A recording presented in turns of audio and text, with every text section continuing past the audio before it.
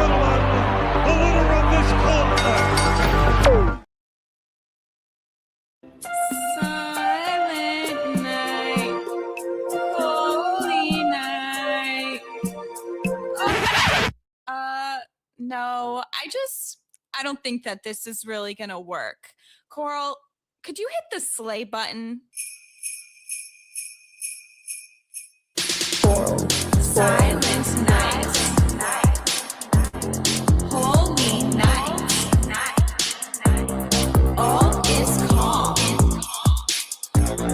all is bright. Round beyond virgin, mother and child, holy infant, so tender and mild. Sleep in heavenly peace. Sleep in heavenly peace. Silent night, holy night. Shepherds quake at the sight. Glories stream from heaven afar. Heavenly hosts sing, Alleluia. The Savior is born.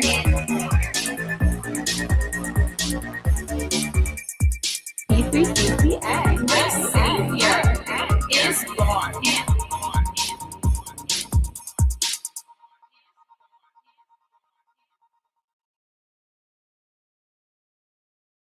Oh my God! Hey, buddy! Merry Christmas!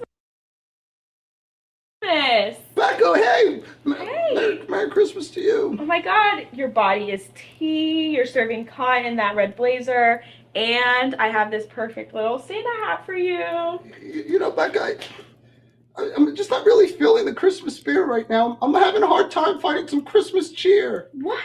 I think I have something that can help. You do? Get ready to experience some B3CCA Christmas magic. Happy holidays. Yeah. Hey! Mwah. Tipsy off the eggnog. Hey! Grinding on that Yule log. Yum! Hanging up my stocking. All the girls are watching. Joy to the world. It's B3CCA. Let Earth receive my songs. Yeah. Let everyone listen to my songs. If you don't like my songs, then you are dumb and wrong. Becca haters get your stocking filled with coal. Becca haters get your stocking filled with coal. Becca haters don't deserve to see me. It might be Becca haters don't play in the snow. Bikini in the snow, cause that's what I like to do. Tipsy off the eggnog. Grinding on that Yule log. Hanging up my stocking. All the girls are watching. Joy to the world. It's B3CCA. Let Earth receive my songs. Yeah. If you're a Becca hater, you're getting coal in your stocking. And we're all gonna point and laugh at you. Ha ha ha ha. Are you feeling more in the Christmas spirit? To tell you the truth, I'm actually somehow feeling even less enthusiastic about Christmas. Buddy, you're a fucking dumbass. Wish me Merry Christmas! Merry Christmas, everyone. Yeah, that's what I fucking thought.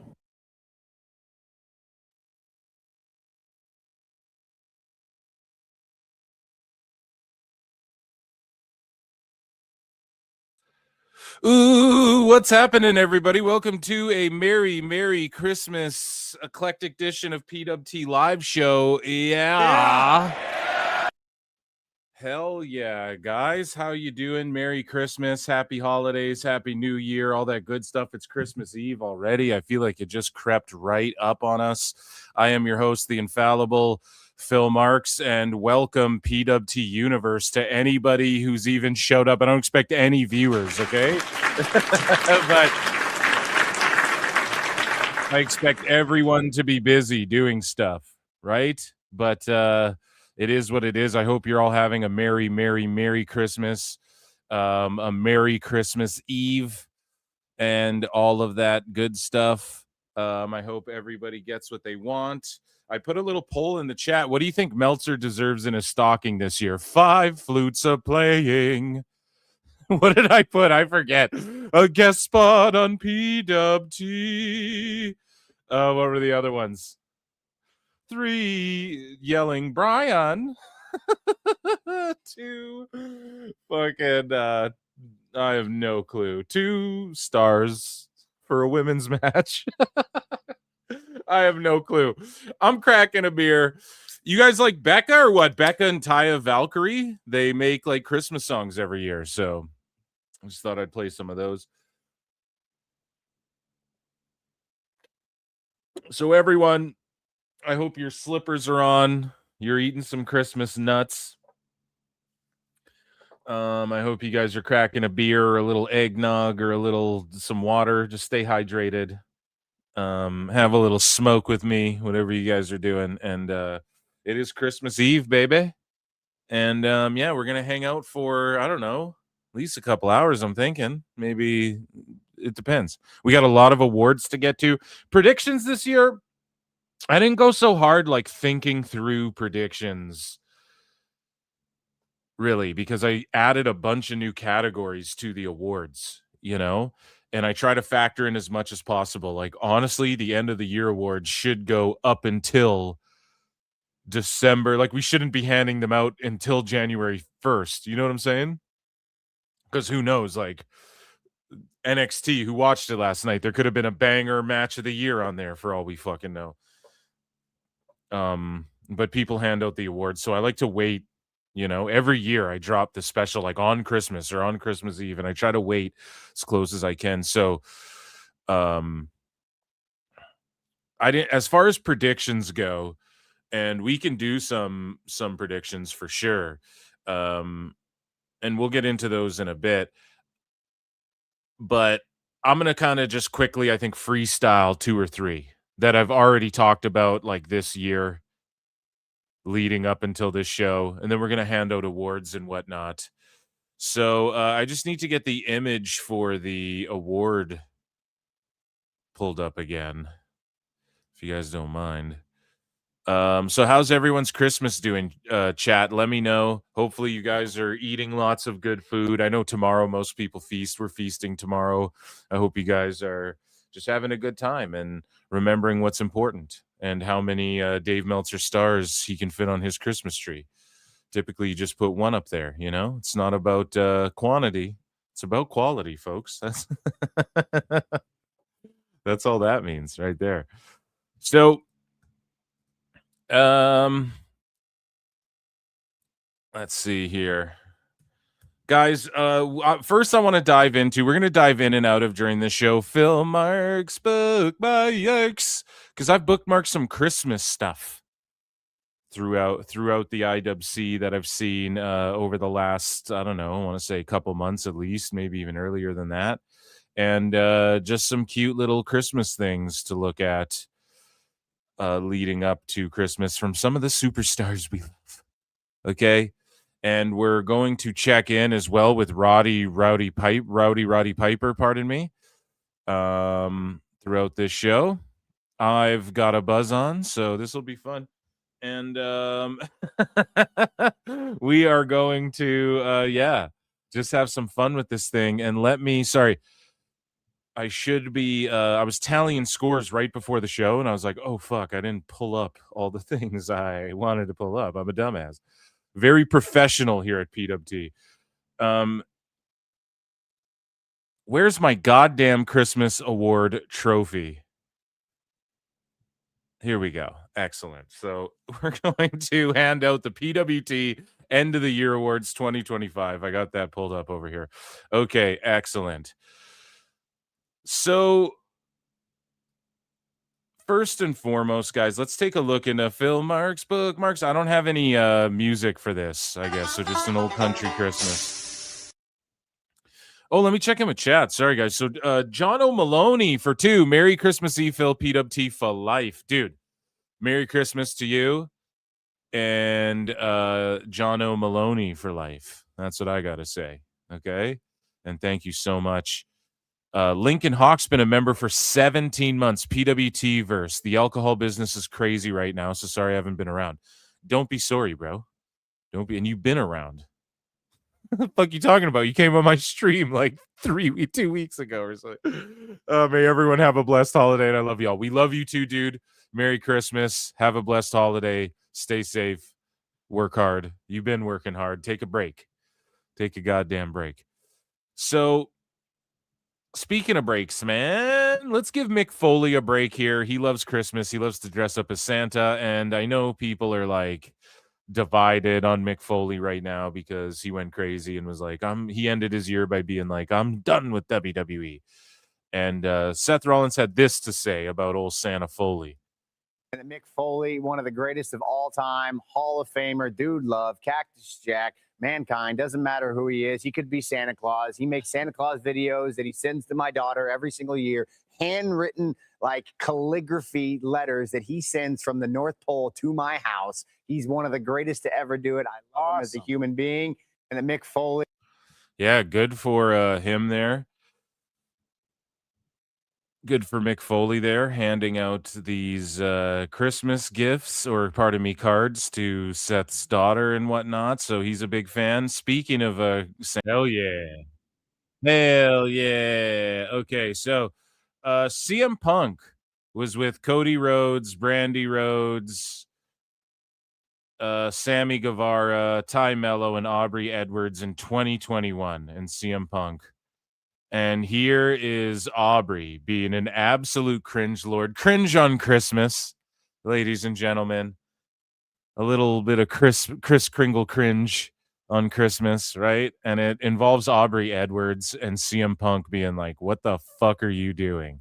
Even all the way back then. This is 2021.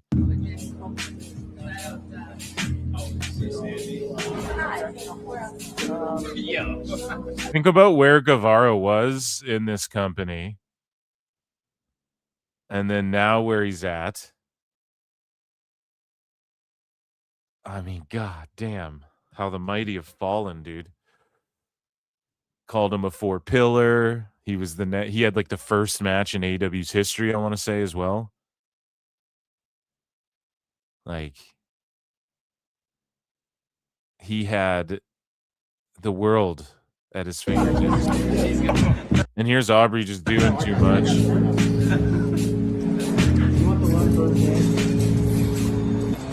Vic, I'm going to say the summer of 2022. Look at Aubrey. She's like twerking and shit. I mean, that's fine. But Punk is like, what the fuck are you doing? And also, why isn't my wife in this photograph? No. Vic, I'm going to say the summer of 2022. Just to be safe. Yeah. It's for the vlog, baby. That's just safe.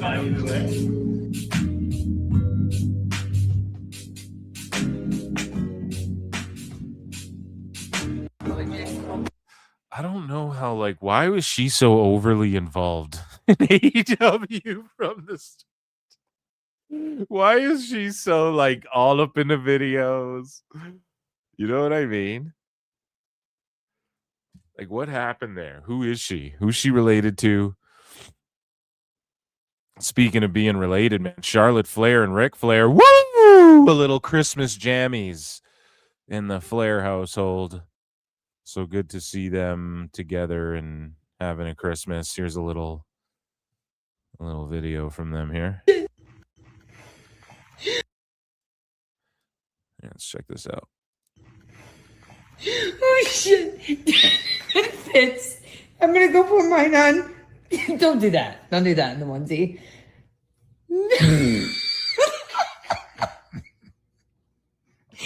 You've never looked better. I'm gonna go put mine on. Okay. Well, at least they're having fun together.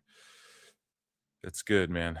You know, there's been some celebrities who've passed away, and Ric Flair has still managed, like, at the end of the year here, and he's managed to outlast everybody, which, like, you'd look at the lifestyle and not expect that. And I'm not trying to get morbid on Christmas, a blue. I'm having a blue Christmas.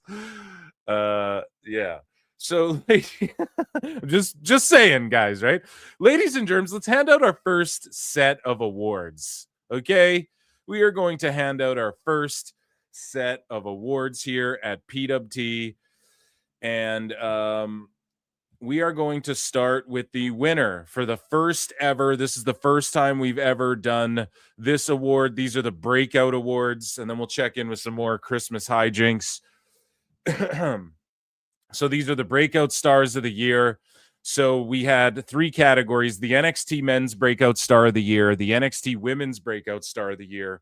Now, the reasons those, the reason that was established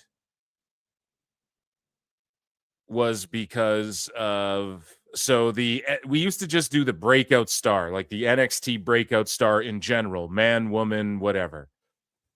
Or no, I think we had a men's and a women's. Yeah, we did, because Obafemi and Jada Parker won last year, right? So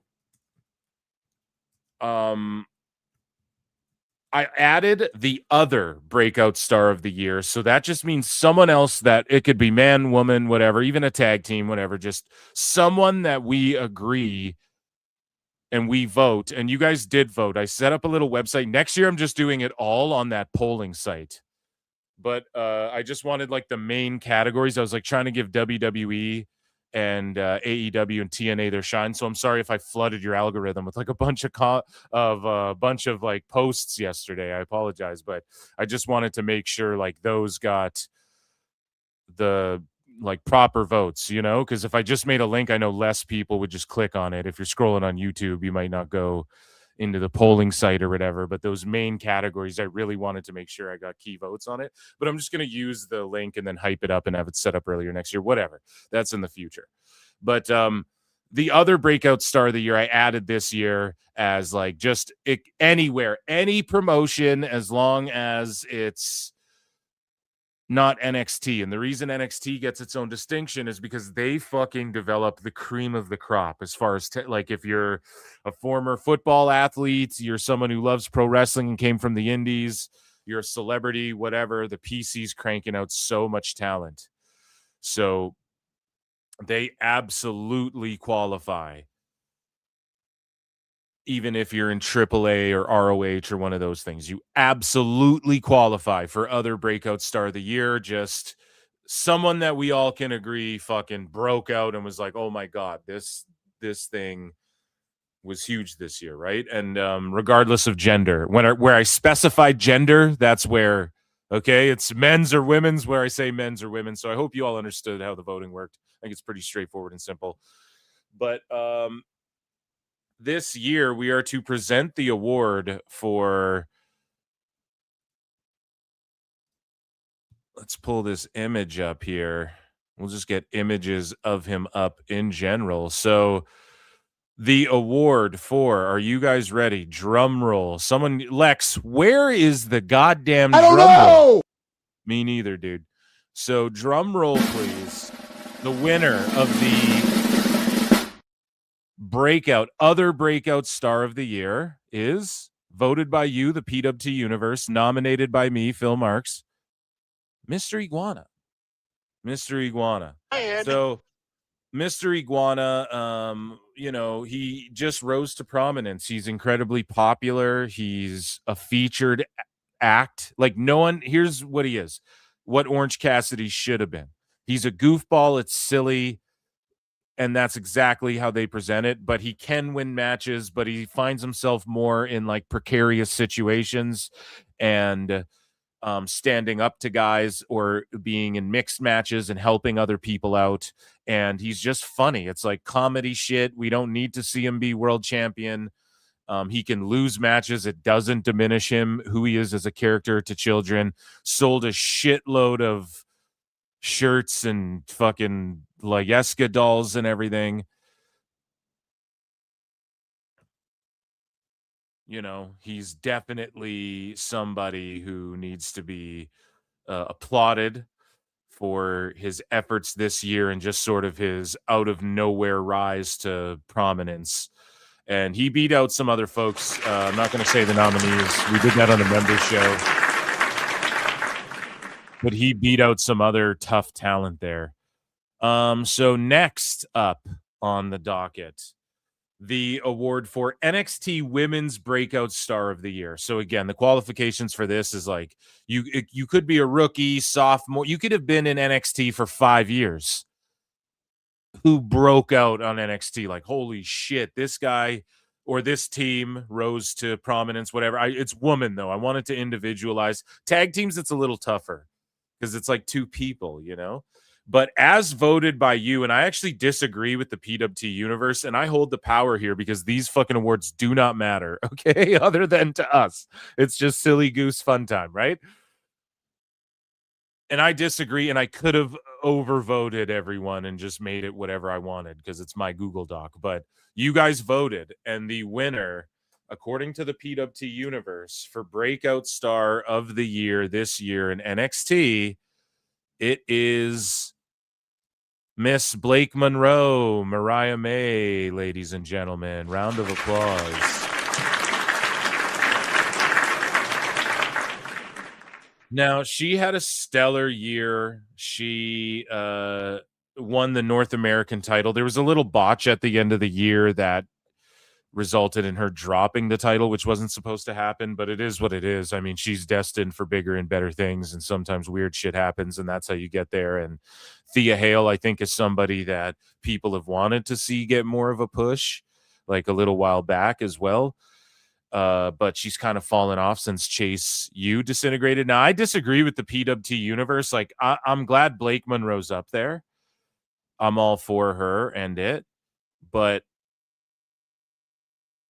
I think that Tatum Paxley should have won personally. That's who I voted for. That's right. I casted votes. I think that Tatum Paxley should have won. I think that her character, her level of wrestling, she's on another level in ring as well. If we're to pull a Dave Meltzer, her character work, the way she takes like simple moves and just elevates them and like puts a little twist on it, her own little flair that just makes it look like we haven't seen shit before that we've already seen a million times.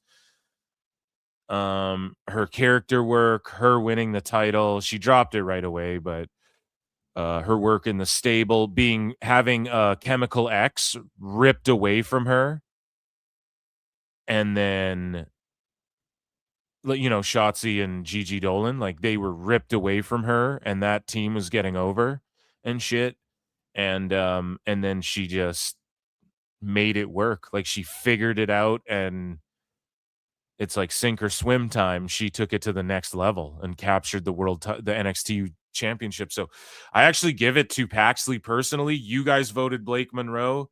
I'm not going to cry about it. It's Christmas. You know what I'm saying? So congratulations, Blake Monroe.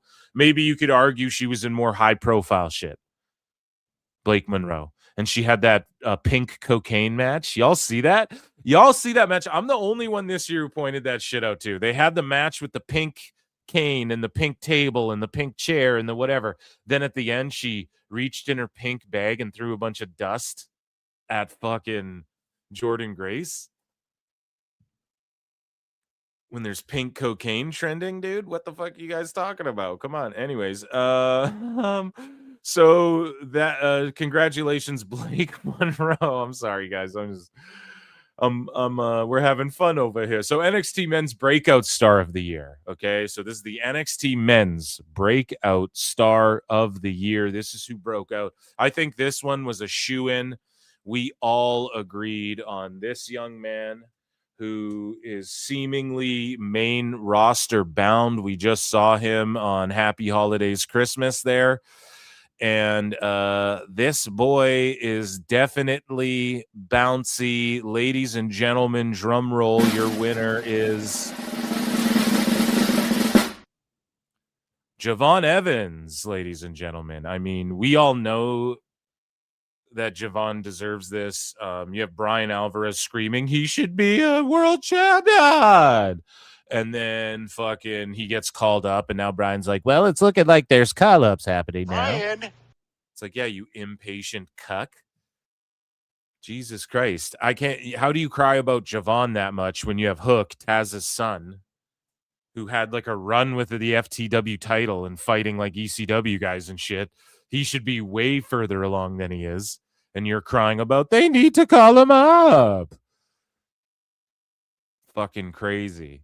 So Javon Evans obviously winning the men's breakout star of the year. Ladies and gentlemen, round of applause. We're going to get into our other/indies category in just a minute here.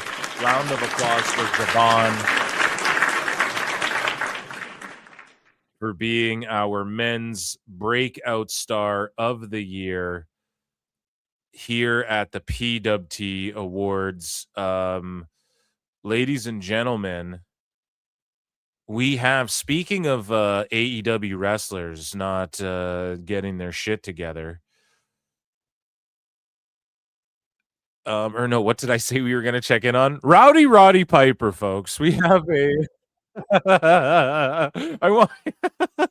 I'm doing a bit from last year or something, guys. I'm sorry. Hey, happy holidays. Cheers, everyone. Cheers. Might have been day drinking. I don't know. Okay, so here's a Roddy Piper Christmas here. We're checking in with Roddy Piper for Santa Claus food. And here, my guy, Northern DC's been a member for 18 months, dude. Awesome. So this whole year plus a little some, you were here for the last year's awards or whatever. And thank you so much for your membership. Where's my acknowledgement? Acknowledge me. We acknowledge you, PWT Universe. Okay. Dude, I'm fucking up today. Heenan and Gorilla and fucking Piper. These are the kind of guys who are classics. They're timeless. Gorilla and Heenan would cook today. If you took those two guys, plugged them in instead of like Wade Barrett and Michael Cole, they would still make it work. They would be super entertaining. I miss this shit. They need to bring WWE Primetime back. If only they had their own network where you could qualify like, oh, we're going to make like a late night show for wrestling. Oh, yeah. So we'll check back in with the results. And if Ultimate Warrior won his match there, I got a feeling he did. Okay, guys, let's hand out the other awards. Okay, so we're going to head back over here to the Christmas awards here. And we are going to hand out the other category. Okay, so there was 3 in the other category. This year, for the first time, I gave Mexico and Japan their own categories. So we'll break those down in a bit. So other, we have the other men's wrestler of the year. And other just means like, okay, there's like, let's say it's an indie. Let's say someone wrestles an indie in Japan and you're not, you might not be, let's say someone wrestles, GCW, MLW, HOG, all these fucking feds are rising to prominence. And the indies are having somewhat of a boom. JCW, like, there's got to be wrestlers of the year who aren't in WWE, TNA, whatever. And TNA used to be in this category. So last year, like Joe Hendry and Jordan Grace won the men's and women's other of the year. I also added, and then the Hardys won the tag team last year. They were all in TNA. That's why. So now TNA has its own categories. This year, we have the other men's wrestler of the year, the other women's wrestler of the year, and the other tag team wrestlers of the year. So we will start with tag team. The other tag team wrestlers of the year. So this is indies, all over the world, wherever. And the winners are the first ever 2 year in a row recipient winners of fucking awards here at PWT. It is where's my goddamn drum roll, Lex? Jesus, Lex, you got to be on point here. Ladies and gentlemen, the Hardy Boys. The Hardy Boys.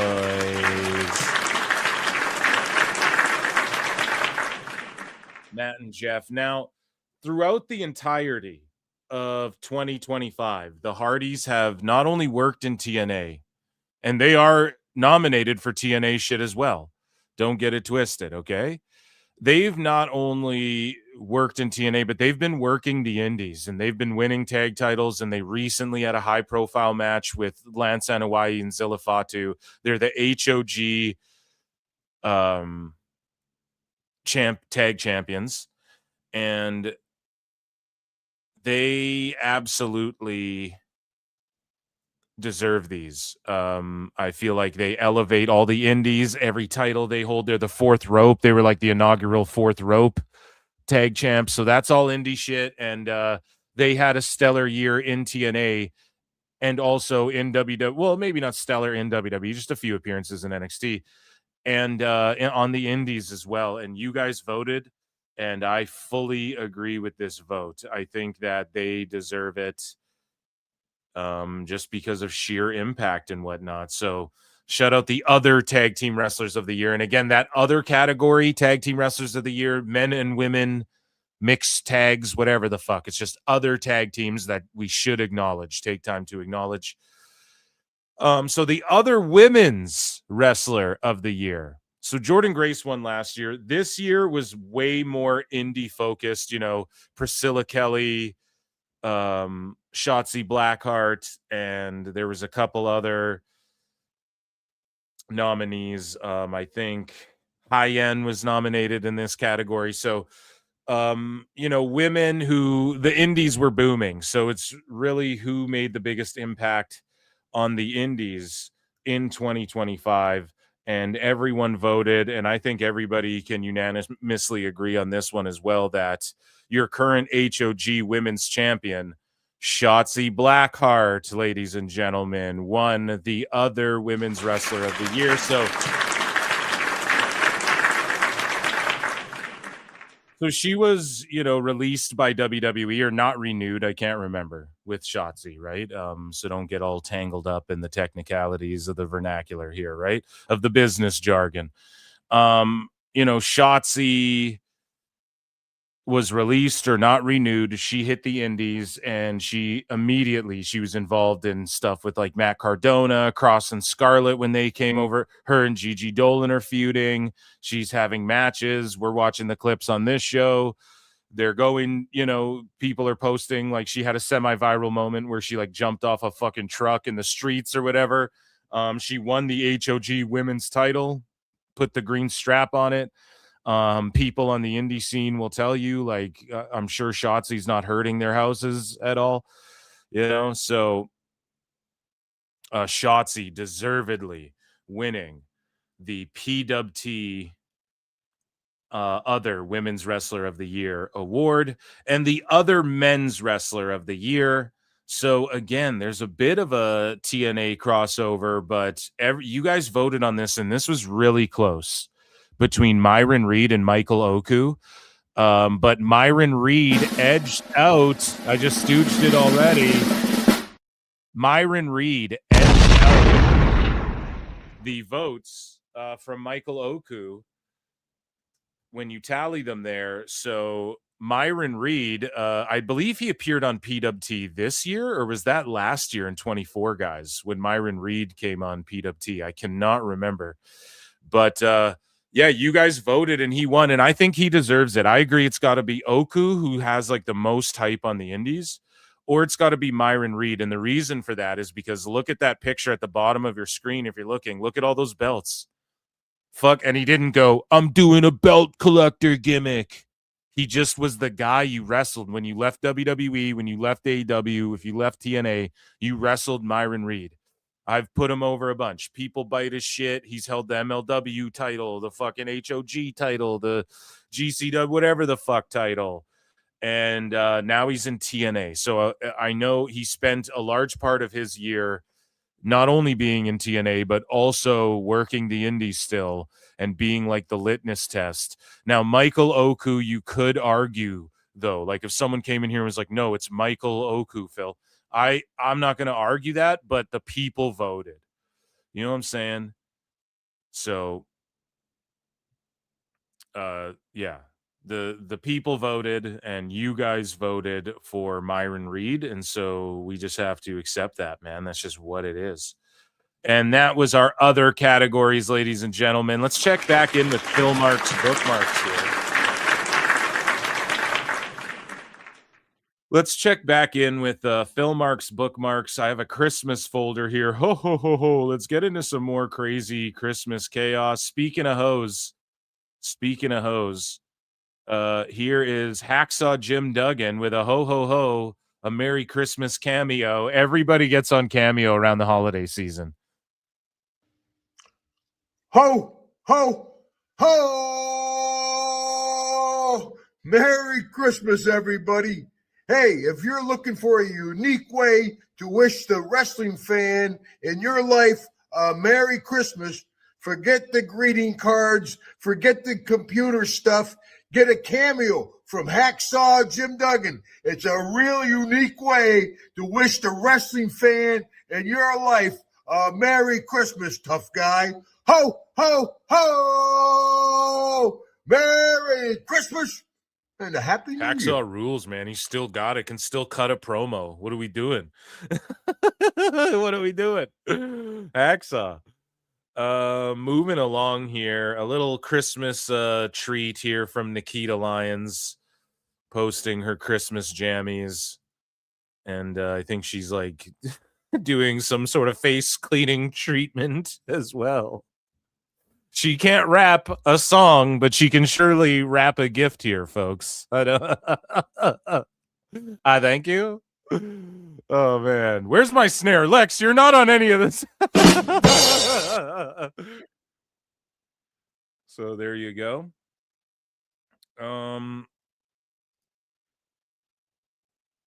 So Charles Robinson, speaking of people giving out Christmas cards, he goes and every year he personally hands out his Christmas cards. So he's a legend in the ring. He's a legend out of the ring. You can tell how much he loves his job. And Charles Robinson, the GOAT referee, Little Nate, gives his Christmas cards out to every employee in WWE by hand.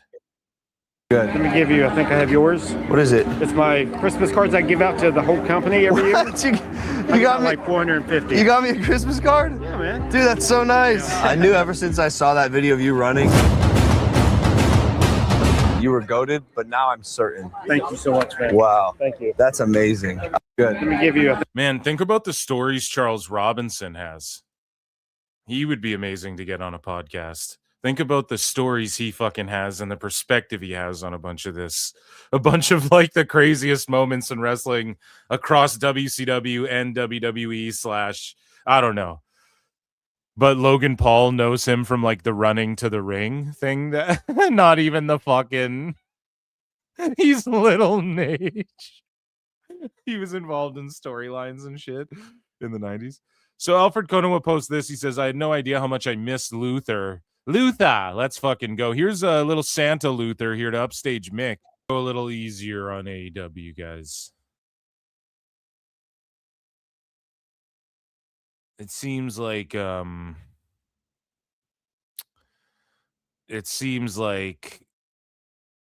they're gonna have a tough year the next couple of years here unless they really turn things around. So let's have our hearts grow 2 sizes that day.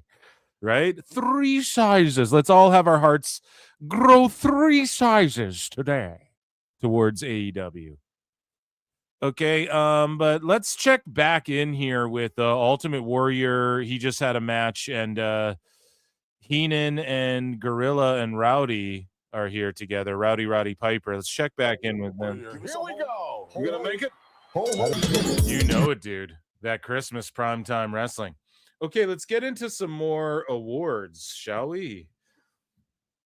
So this is our Japan section.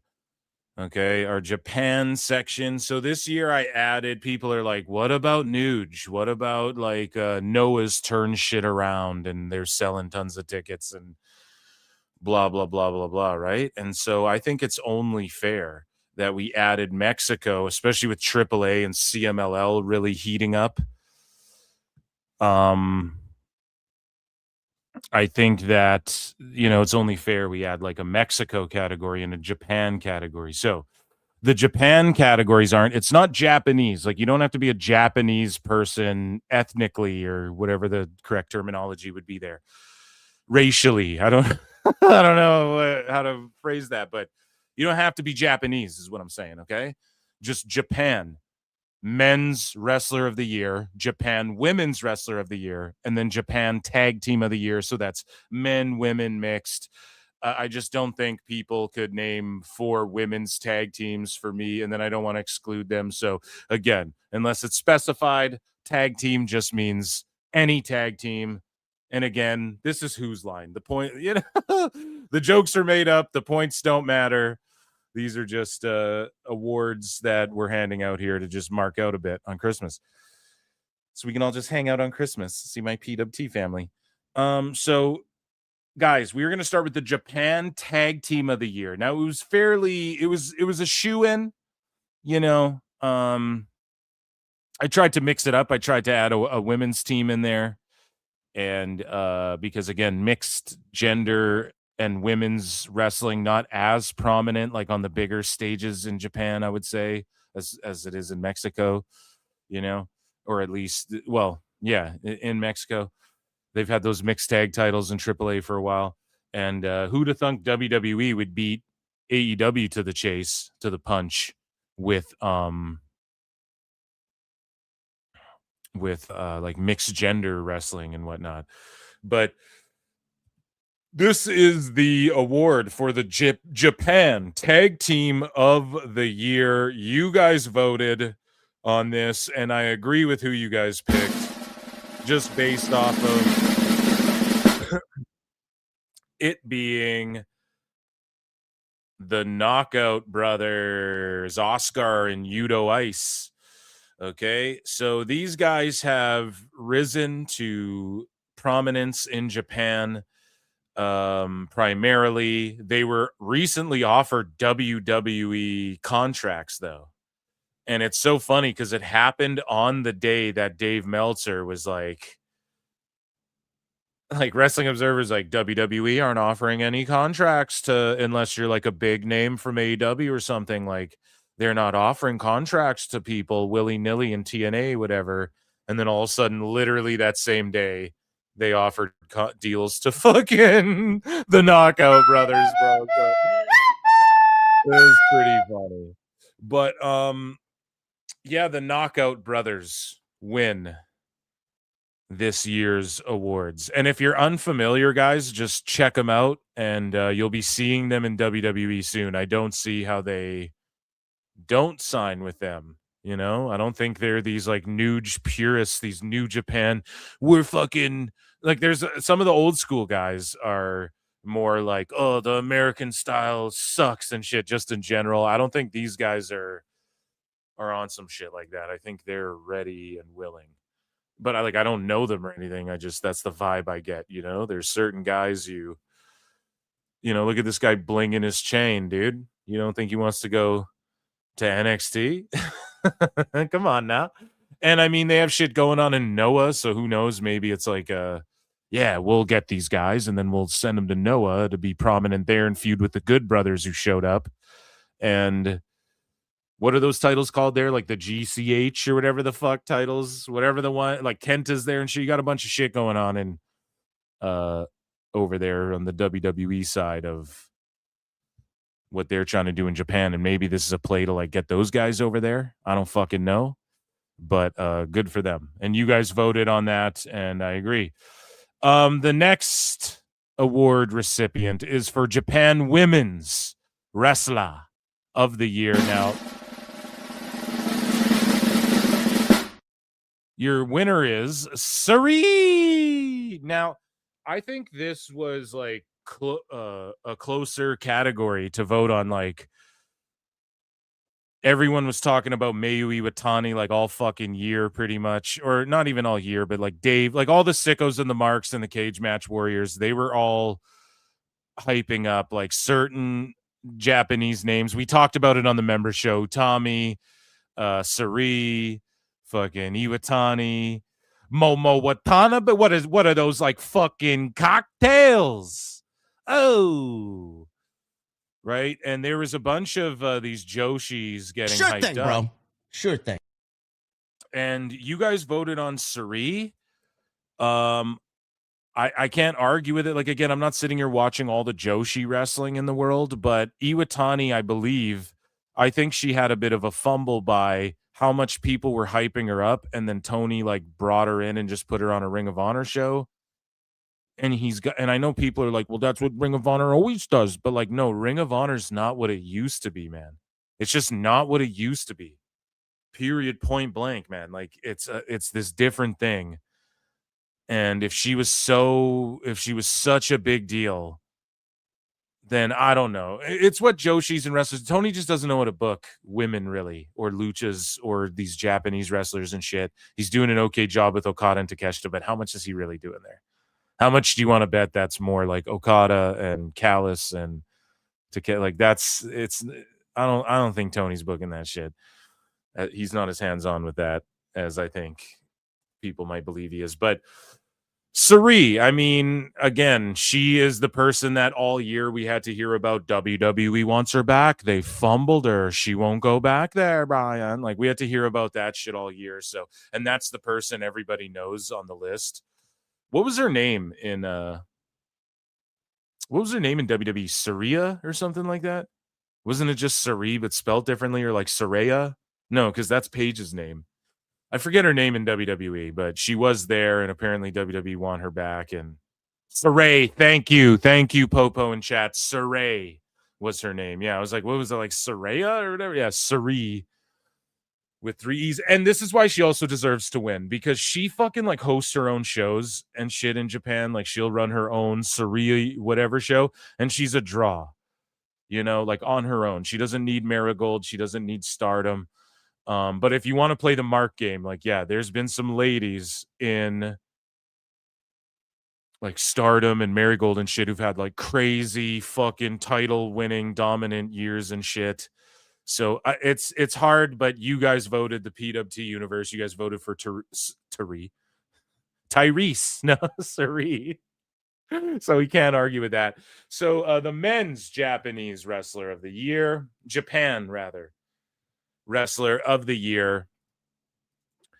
Now, this one was tough for me, but I think it was going to be the obvious selection, like especially for folks in the Americas, ladies and germs. Your winner for men Japan Wrestler of the Year.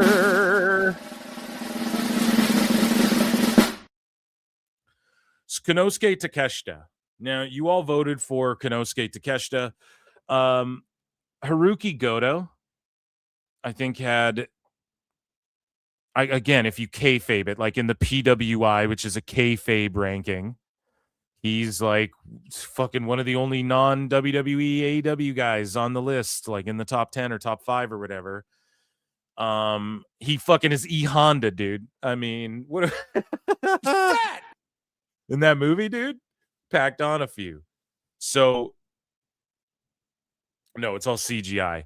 So you could argue him, but I mean, if the American fans want to say, like, here's the thing, New Japan fans, I don't know if they're like fully locked in with Takeshita, but it is what it is, man. He's like a breakout star. He's a triple contracted superstar in the world of pro wrestling. He presents himself as such because I firmly believe that there's a bit of a distancing going on between New Japan and AEW. Not distancing as far as like, you guys already know. We've covered this shit. I've said this same shit all fucking year since last January, since the AEW show didn't draw as much as the fucking nude show, dude. I've been saying this all fucking year that AEW and like Tanahashi-san and Tony Khan-san have a tremendous relationship there, right? But as far as like the brand of nudes as a whole, they're kind of keeping the AEW off them. And Takeshita, by saying, I'm a 3-contract superstar, he kind of does that. Now,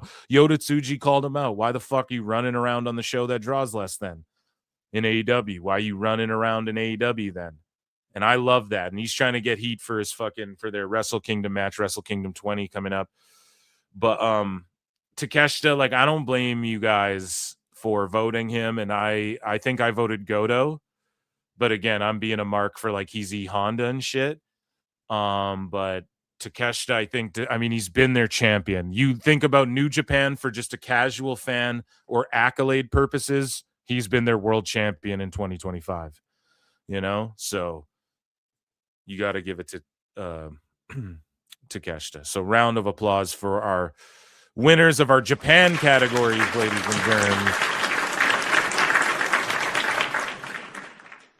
Absolutely amazing stuff. And we're going to get into our Mexico categories next. But let's first check in on Primetime Wrestling here in Heenan and Gorilla. Cheers, everyone. Have a drink. Guys, I'm so sorry. I'm I literally have like 17 fucking tabs open right now. I'm so sorry. Lincoln Hawk for 5. Holy shit. Thank you so much, dude. Phil, if you take it easy on Dave and AEW, then I'll take it easy on Lyra and Eddie. Never happening. It ain't gonna happen, as DMX would say. I think that was DMX, right? Ain't gonna happen. We gonna get it poppin', get it poppin'. I think it was DMX, whatever. We in here. 6 #1 albums. Imagine that. Cats are sick. The dog got a swagger back. Let that shit go. God, I miss DMX. Anyways, dude, I'll never take it easy on Dave and Bri. That's never gonna happen. And AEW, guys, how many times have I said we got to take it easy on them, and then it just it just can't happen, man. It's impossible for it to fucking happen. Okay. Best guys, Tony Khan. Michael Driard gifted, oh my god, 5 Pro Wrestle Clips memberships. Holy shit. Thank you so much. And that is truly the gift that keeps on giving, because it gives people an opportunity to participate in the show with a free super chat a month or whatever it gives you, and all of these sorts of things. So thank you so much for that, Michael Driard. Round of applause for everybody in the PWT universe, members or not.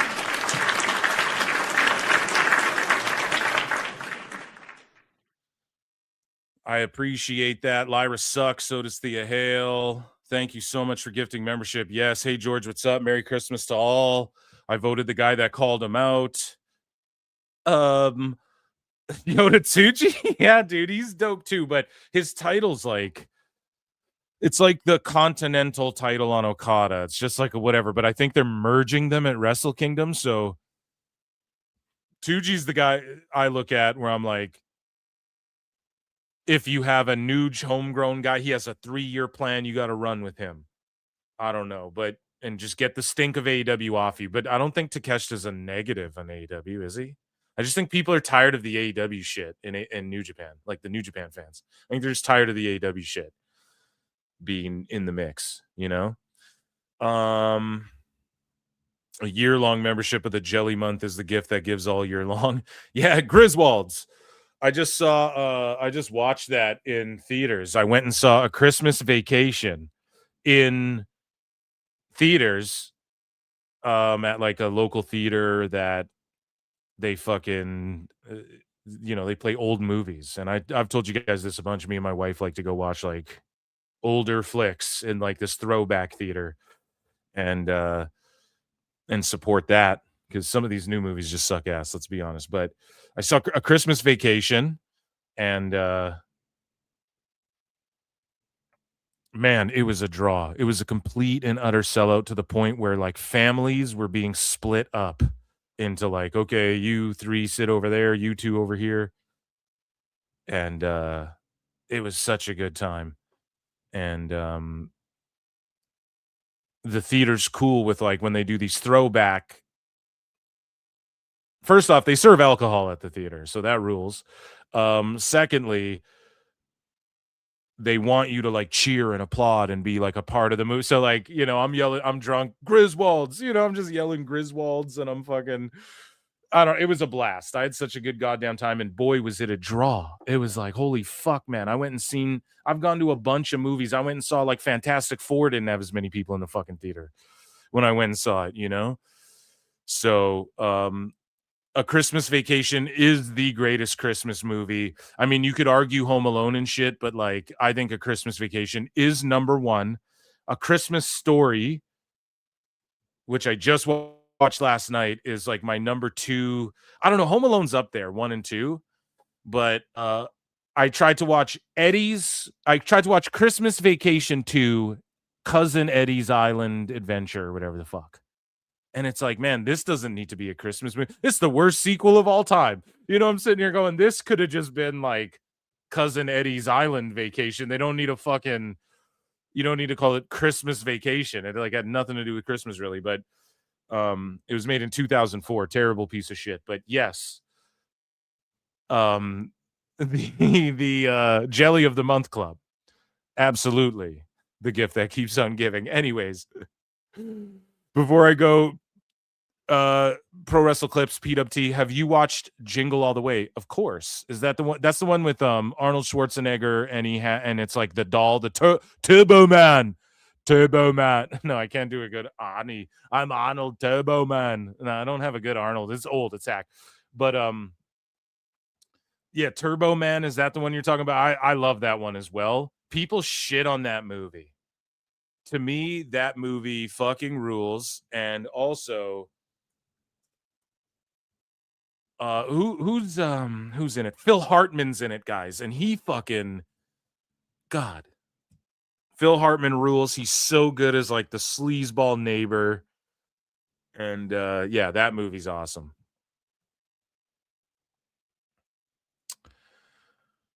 So, and Die Hard isn't a Christmas movie, by the way. It's not, because it could happen any day. Like it could happen on St. Patrick's Day. It could happen on a random Tuesday, and it doesn't affect the plot. It being Christmas. So the greatest romance movie, in my opinion, of all time is Serendipity with John Cusack and Kate Beckinsale. And I watched that, and even that isn't necessarily a Christmas movie. That movie, even though it starts around the holidays and then takes place and then ends like around the holidays, takes place like sort of over the tail end of like a year or whatever.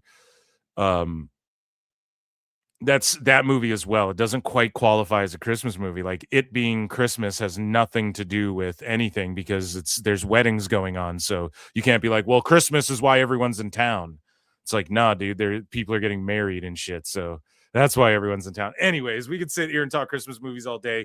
Heat-In, Gorilla, what do you guys have to say here on Primetime Wrestling? What's your favorite Christmas movie? And being entertained. Santa, I know Merry you're full Christmas, of it. Gorilla. Oh, well, thank you very much. I got something for you underneath the counter here, and I'm going to be giving it to you in just a Die moment. Hard deniers. Dude, I love that. Shout you out. Listen, I fucking love Die Hard. I fucking love Die Hard, but it just could have, you can't be a Die Hard. I'm trying to spin one and throw it back at you. You can't be a Die Hard denier, bro. We're stealing the term. You're a Die Hard denier, bro. You're denying that it could take place anywhere. No, I'm just joking. We're only 2 days away from the big no holds barred, and here's Mean Gene. Such a genius thing. Like back in the day, Heenan's gonna spoil Christmas and tell all the kids watching and everyone at home Santa's not real. Shh. Hey guys, come in close. Guys, everyone, PWT Universe, come in close. I don't know if you guys know this, but Santa's not real. Fat! Fucking heel heat, dude. Classic heel heat. But speaking of babyface heat, man, I guess that's not even a thing. It's a new term, Phil. George Capture for 10. We acknowledge me. Says Merry Christmas to you, Phil, Mrs. Marks, and Minnie Marks, and to all PWT. The best guys, Tony Pecan Pie for the holidays. The best guys, Tony Pecan. The best guys, Tony Pecan. Holy shit, we haven't said that like all year, dude. Thank you, fuck you, bye, boom. Oh, that rules, man. Thank you so much. The best guys, Tony Pecan.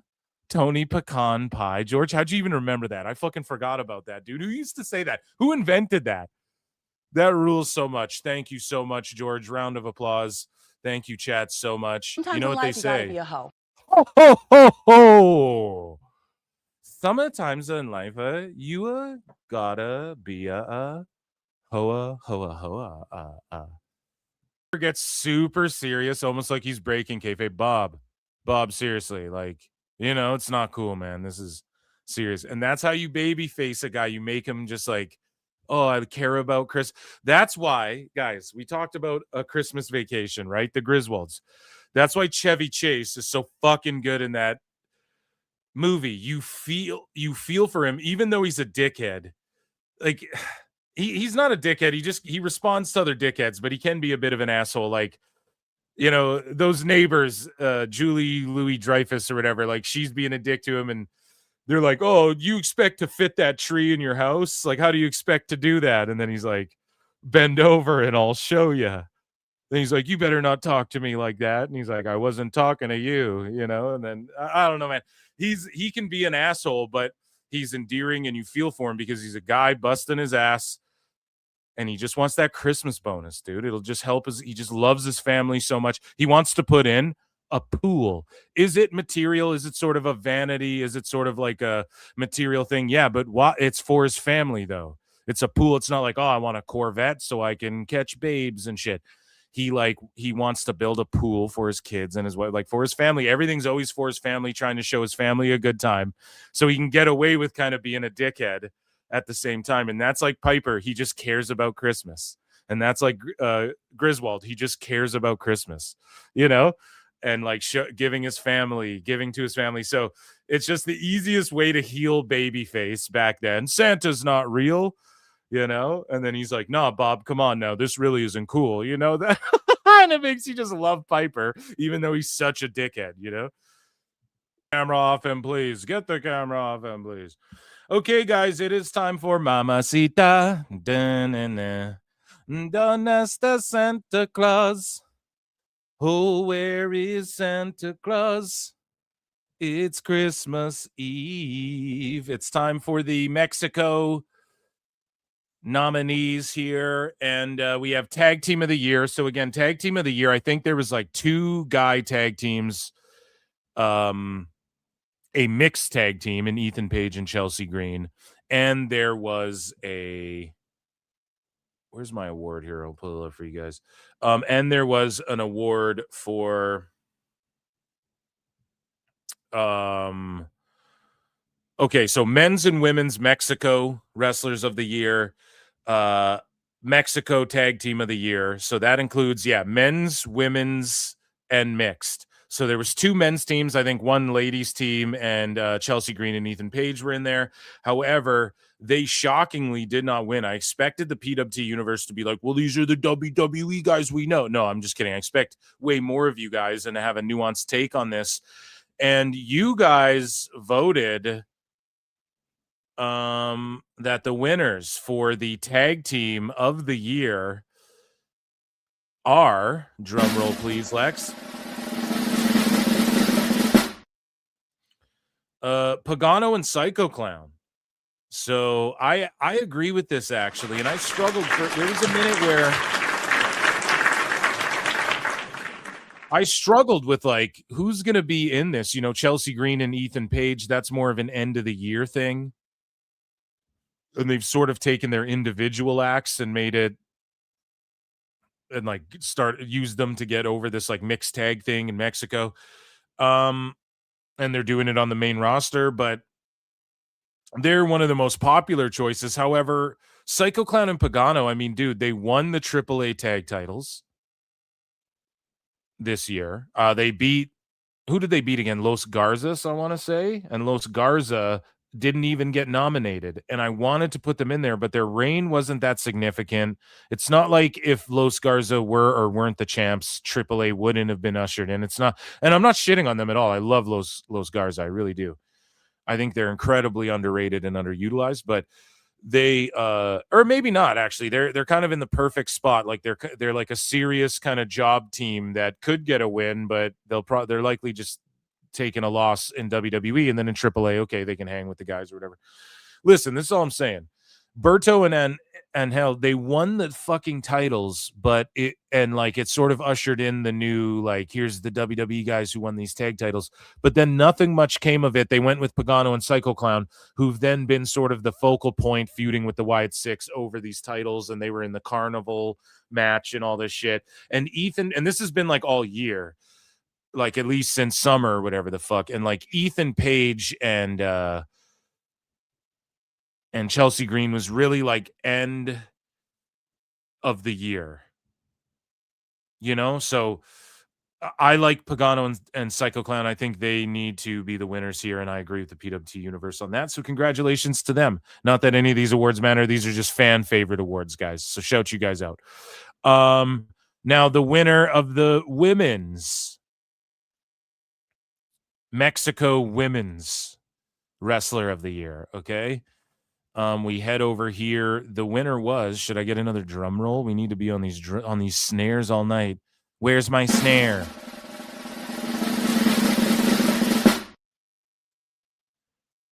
Lady Flamer. Now, you guys voted her. I think Lucha Sickos would be like, but Zeuxies, Brian. Well, that's laughable because Zeuxies, Brian, had the best year. Brian.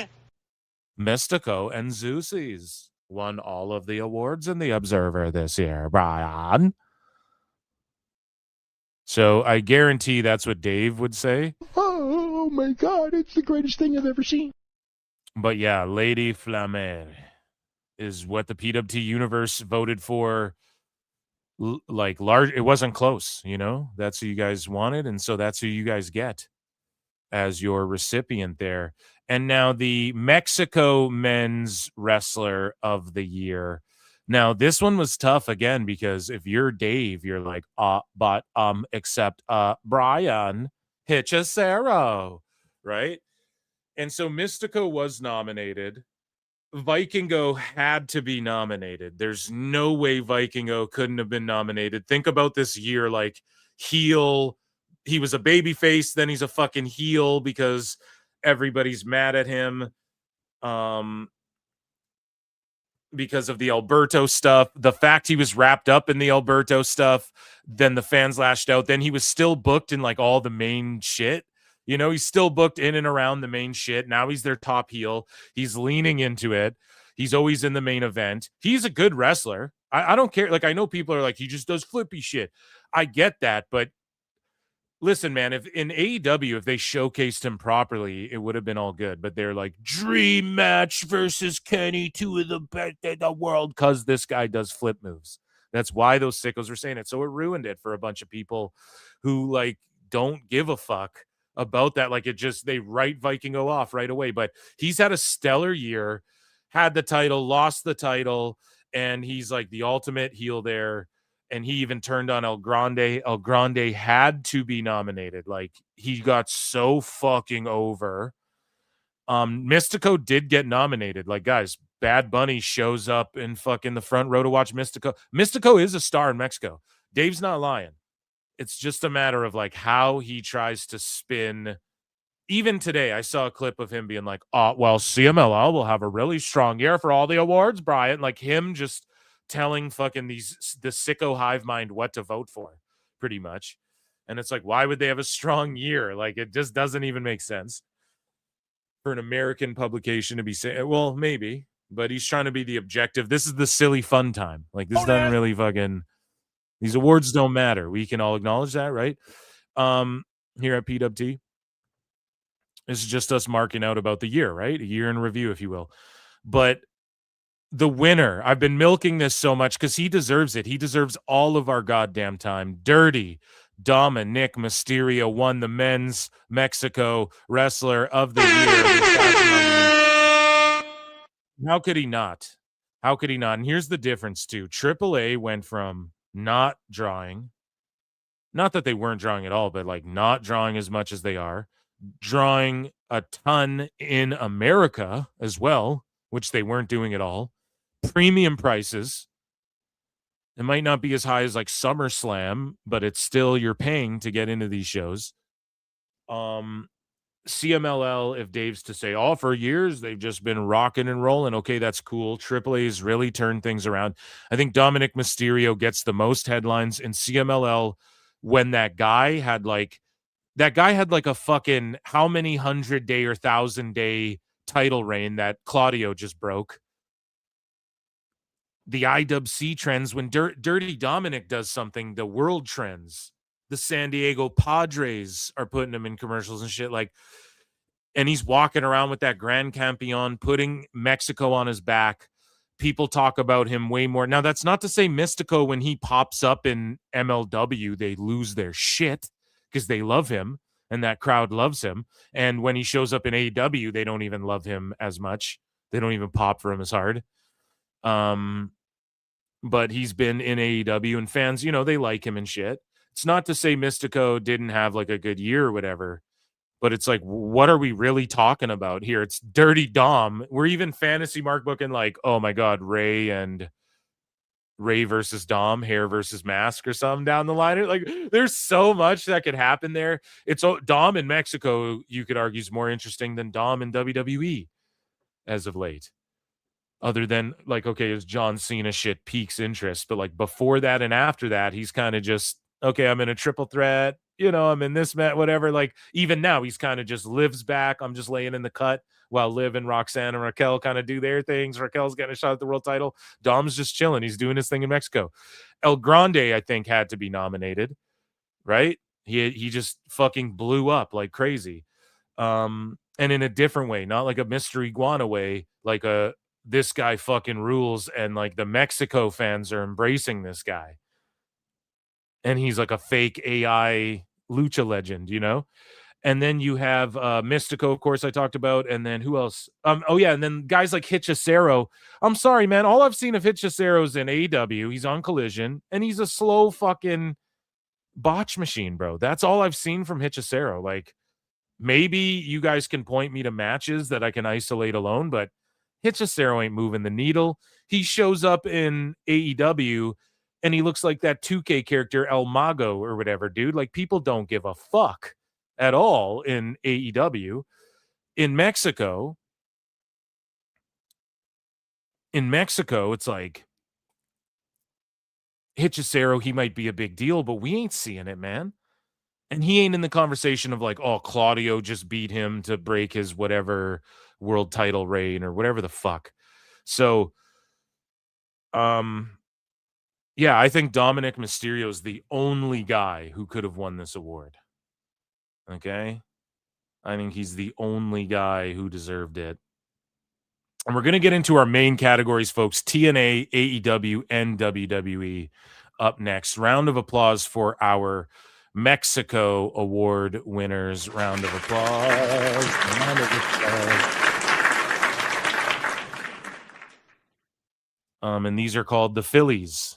So let's check in with, speaking of AEW, we have Phil Marks, book my yikes. And we have some AEW superstars checking in with the Rizzler to bring us some holiday cheer here. Let's check this out.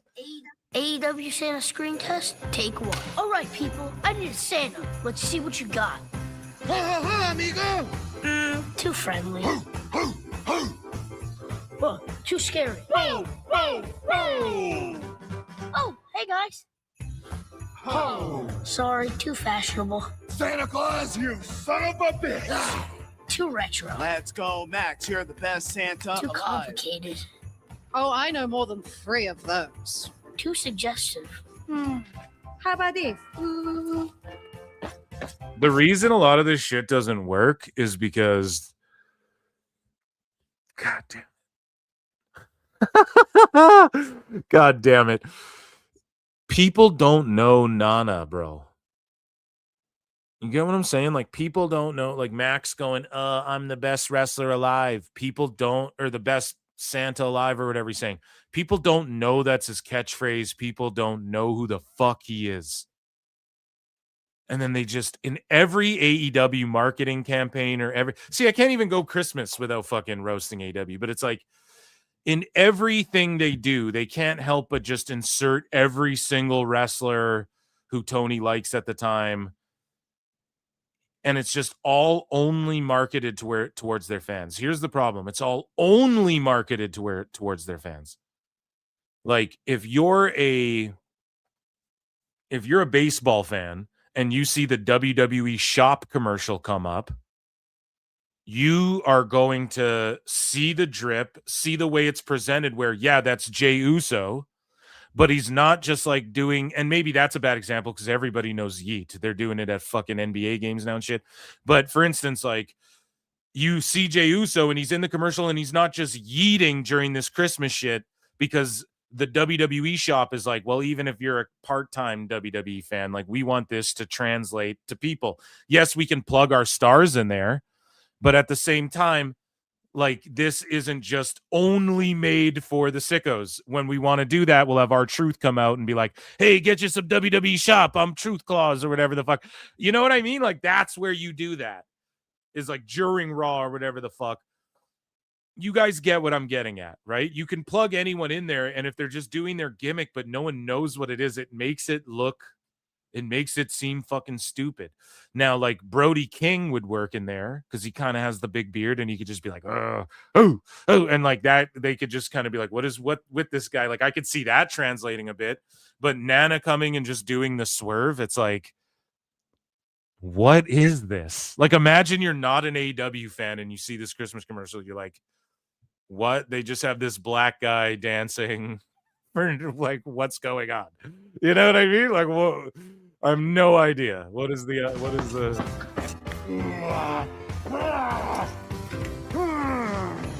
Ho, ho, ho, bitch. Ho, ho, ho, bitch. It's like, all right, angry Japanese guy. I don't think any of this makes you want to go watch a wrestling show. And it's supposed to be funny and it is for the fans, but the problem is it isn't for just their fans. And you have the Rizzler in here, and it's not like the kids can't hear the word bitch, but like they shouldn't at the same time. You know what I mean? Like this is, so you're trying to get the Rizzler fans into AEW. So those are kids and shit, bro. And then you're going to drop a bitch to what? Pop the adult sicko fans. This shit is for grown-ass man-children. Grown-ass man-children. And I'm young at heart. You guys know I'm a man. I like comic books and shit. Listen, guys. This is like middle schooler shit. I'm telling you. It's AEW is a middle schooler's interpretation of like, oh, this is cool. Oh, this is cool. It's like Jake Paul posted a video of him on a private jet with stacks of money and guns after his loss. And it's like someone put the perfect tweet out there. Like, this is what a middle schooler thinks being rich is like. And AEW is like what a middle schooler thinks is cool about wrestling, you know, or like could be cool. Like, oh, I know. He'll say bitch. Oh, it's fucking, I'm sorry. I'm going so hard on this little, it's supposed to cheer me up and it really didn't. I'm a Grinch. You're a mean one. Philip Grinch. Too offensive. You really are a Too hero. professional. Ho. Ernest goes to AEW. That's perfect. You know what that means? Christmas Eve Dynamite on TBS and Christmas Day Collision on TNT. So, what do you want for Christmas, kid? Cringe. Moving along here. Speaking of what people want for Christmas, let's go back to the 80s before we check in with Roddy Piper here. But in the December 1984, this was listed below, a Christmas list. This is the WWF Santa Claus Christmas list. So it says listed below are a few of the top talents in the WWF. Here's what they want. So Hulk Hogan would like a new radio. Brother, I need to listen to tunes, dude.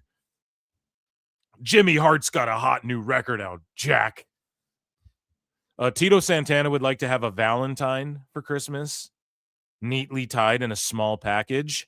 Rapey. No, just joking. Ivan Putski would, sorry, we're on YouTube too. I meant to say grapey, okay? Ivan Putski would like a 5-foot kielbasa in a Polish power package. Gay. Nothing wrong with that, Putski. Just be out on the front, on the up and up, dude. Just be up on Front Street about it. Adrian Adonis. I think Adrian's got that 5-foot kielbasa for you, brother. Would like never have to go to Texas with Murdoch again. Yeah, fuck. Who would? Terrifying. Dick Murdoch says, all I want for Christmas is my 2 front teeth. Toothless aggression before Benoit, that Dick Murdoch. Wendy Richter says, I already got what I wanted, the WWF Championship belt, and I intend to hold on to it. Welp, unfortunately, that didn't pan out. What else do we got here? The Fabulous Moolah, Wendy's head. Well, I think that's what happened. Junkyard Dog, to see all my little children fans get what they want for Christmas. JYD, yeah, well, that's what he would want. Captain Lou Albano, little bands of gold and diamonds to put in my cheeks instead of rubber bands. Okay. Freddie Blassie wants more money. Paul Orndorff, who doesn't? Paul Orndorff, Paula wants a skirt like Roddy's. Oh, taking shots at the Christmas kilt there, bud. Sergeant Slaughter, I want for Christmas and for always for all children in this great nation to grow up with love and pride for their country. G.I. Joe. Pride for their country means something totally different in 2025. Jesse the Body Ventura. I want earrings like Cyndi Lauper. And I'm going to take them to the Baja. She has some with the world hanging down from a chain. They're super bad. Speaking of super bad, have you ever been in the Baja? I was in the underground demolition team. Roddy Piper wants designer jeans, Scotch plaid, of course. Fly, drippity drip. And Big John Studd wants to grow a couple more inches downstairs. It's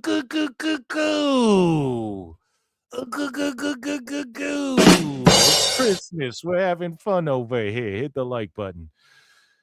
So he can look Andre in the eye. That's sus, dude. Okay, so we also have Katsuchika Okada's one-on-one audition to be the Rizzler Santa. AEW Santa screen test, take one. I need a Santa. Let's see what you got. No, it's an exact clip we already watched. Okay, folks, let's check back in. We have our main awards. Actually, no, let's not check back in yet. We are going to do our main awards. If you all are ready, we are handing out more PWT end of the year awards, the Phillies, as they're called, as they've become to be known. So let me see. All right, ladies and germs, it is time for, we have 4 categories for the TNA awards. And they are the TNA Women's Tag Team of the Year. So for the first time ever, we're handing out TNA awards in general. The TNA Women's Tag of the Year, the Knockouts division and the Knockouts tag titles have been around longer than the WWE tag ones. TNA Men's Tag Team of the Year, TNA Men's Wrestler of the Year, and TNA Women's Wrestler of the Year. Sorry, I was reading that there. TNA Women's Wrestler and Men's Wrestler. So tag teams and individuals. So in the tag team division, starting with the tag teams first, ladies and germs, the TNA Women's Tag Team of the Year as voted by you, and this was very close. Depending on what platform you looked on, but the Iconics, or the Inspiration with 2 I's, Jesse and Cassie. That's right, the Inspiration won. Let me just do this. We lost audio, folks. Let me just get this back here. So the Iconics, man, they had a solid year capturing the TNA Knockouts titles and have had them sort of ever since, you know, this last half of the years. The Elegance brand took a bit of a hit when Ash had to take off there and possibly retire. You guys voted the Elegance brand. Heather and M gave them a lot of votes, though. So amazing for that, because I think they deserve their due as well. But I think they were like interchangeable. Like, I think they kind of had a free bird rule. And then when Ash won the Knockouts title, I think that's when, you know, Heather and M kind of fell off a little bit. So and not even a fall off, just we better go with the Iconics. I think that makes the most sense as well. And so you guys voted for them. I guess how could we not? It's not like, I mean, Spitfire broke up, You know, we had Xia Li and Xia Brookside, or Lei Ying Li and Xia Brookside, who were nominated as well. But they were in some key tag matches, and you do think of them as a team, and Xia being in Xia's corner.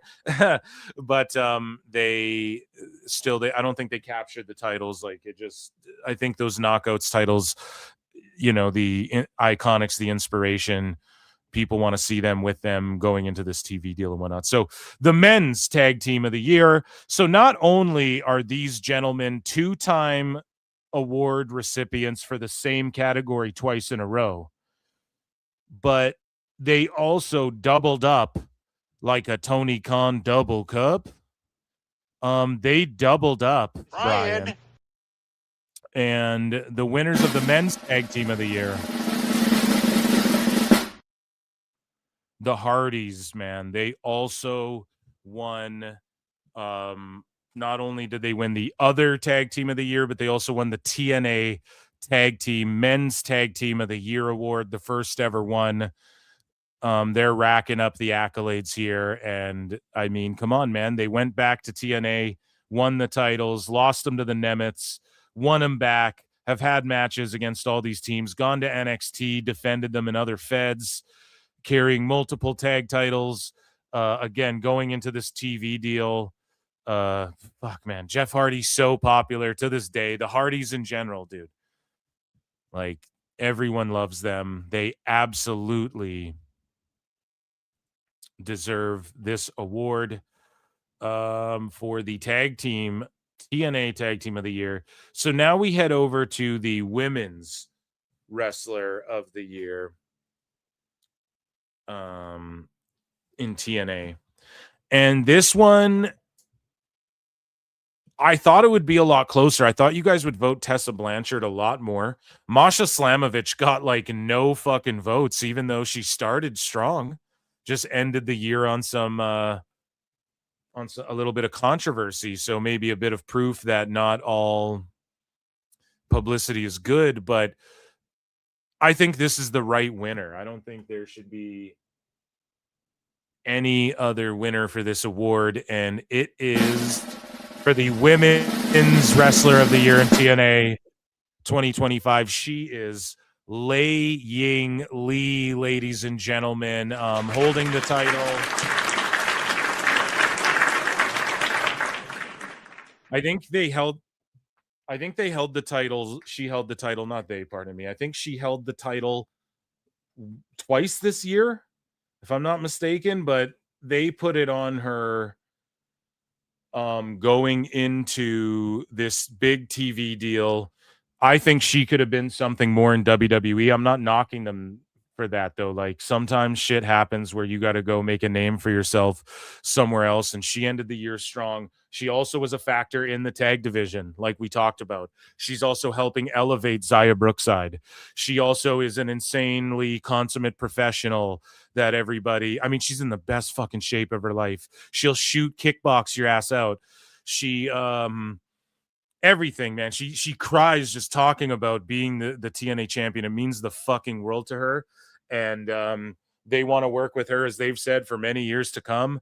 And they offered her that contract in the ring. They're banking on her going into the new era to show people once again that TNA is like, has the best women's wrestling. I think Lei Ying Li, if she had the shot against Rhea and Io and some of these other girls, we'd be talking about her like she's one of the best in the world. She's in TNA right now, so she's going to prove it over there. And so I think she deserves this. Fucking, that's all I can say. I don't know. I have nothing else. She deserves it. So the TNA men's wrestler of the year. You guys ready, dude? Now, this one was interesting. I was so curious how the PWT universe and the masses watching at Lar, I know Triple H and Paul Heyman and Shawn Michaels and Tony Khan and everybody couldn't wait to vote in Phil's polls. I know that. And it was the talk of the town the last day, the last 24 hours. I know all that. And I was curious about this one. I think it's hard to argue with Frankie Kazarian. He was the international champion. He won the world title. He won that thing he tied for that thing with Nick Nemeth and then beat him and then went on to fucking win the title and all this stuff. Kazarian's had a stellar year. If you want to play Mark Cage match, like looking at his accolades and shit, you want to look at the fake fucking awards or the fake titles and shit as it's still real to me, damn it. Right? You want to look at all this shit. I mean, we can, but Wrestling's not fake! You know, popularity and things like that have a lot to do with it as well. And so Joe Hendry had a stellar year in TNA as far as like he started as world champ, lost it. Maybe not a stellar year in TNA, but he had a bunch of segments that were like awesome. The Jeff Hardy, Joe Hendry singing Creed thing, like that was awesome. And then he goes over to NXT and then he ends the year. And I think this shouldn't be like, well, he's in NXT now. I think people should look at Joe Hendry and go, well, yeah, he was so good in TNA. He ended the year. They put him in NXT early, which, by the way, Phil was right about. Like, I told you motherfuckers, Santa Phil was right about that shit. I told you motherfuckers, like, Jordan, they let her in. I was like, Joe Hendry, the same thing. He's just going to be in WWE right away. I also said, I think he's going to be on SmackDown. He's on fucking SmackDown. So that all worked out, but they let him go kind of early from TNA to be officially NXT, as we predicted would happen here at PWT. So,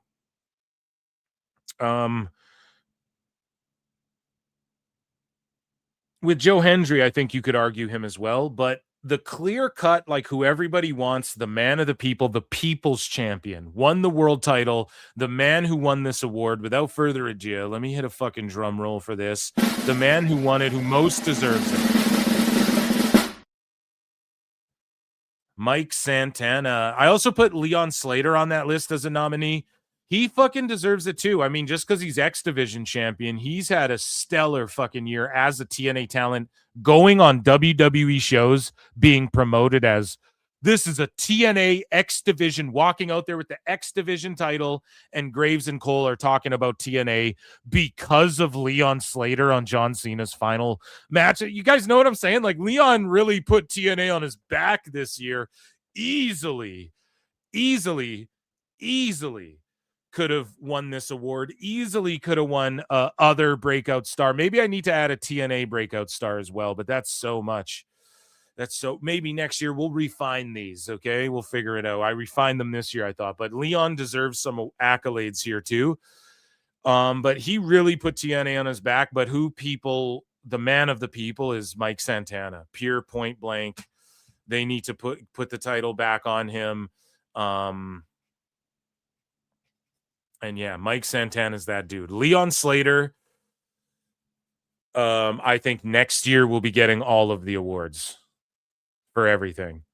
And this, I think, arguably, you could argue Mr. Iguana or Leon Slater. Maybe I should have put Leon Slater. I wanted to give TNA their own shit.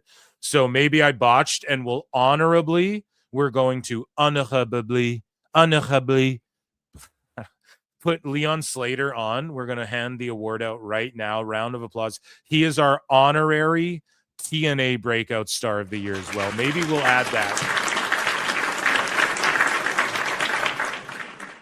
I think we will. We do NXT breakout stars. We do multiple awards for that. I think next year we'll add an AEW breakout star, or like ROH breakout star. And then we'll add a TNA breakout star as well. So Leon Slater, honorable mention there, like, for me. But yeah, next year he could also have another breakout year. Like Leon could have a fucking next year could be even crazier than this year for him. We don't know. Sky's the limit for that kid. But yeah, Santana's the man of the people. So I think he deserves this as well. Yeah, so shout out our TNA award recipients, ladies and gentlemen. Let's check back in with Piper and Heenan, and let's see if we can get some resolution to Heenan being a fucking Christmas Grinch here, and then we'll get into our crazy. We had to go to commercial there, folks. So let's get into our AEW awards, ladies and gentlemen. The Phillies. Okay, get him, Roddy. Yeah, let's go. It's Chad Santa Claus. Santa's a convict. Yeah, dude. Backdoor Santa. Nice audible. Good job, Phil. Thank you, guys. Thank you. Maybe next year. Evening, everyone. What's up? I'm glad she found a place to thrive in. Thank you all for spending part of your Xmas Eve with here on PWT. Yeah, thank you guys so fucking much. PWT Universe is goated. It's a tradition. Every year we've done this since PWT's been a thing. So. Well, not even live though. That's the thing. Usually I just premiere a show, but we can go live. I love spending some Christmas time with you guys. And also, you know how the ladies are. My wife's out fucking grabbing some last minute pies and shit. Doing this and that. I got 4 texts on my phone as I say I'm doing this and that and this. Okay.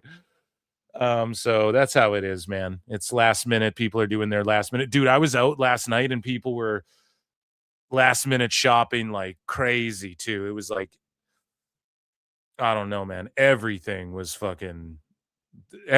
jumping. Traffic was bad. It was crazy. But either way, this is the AEW Awards.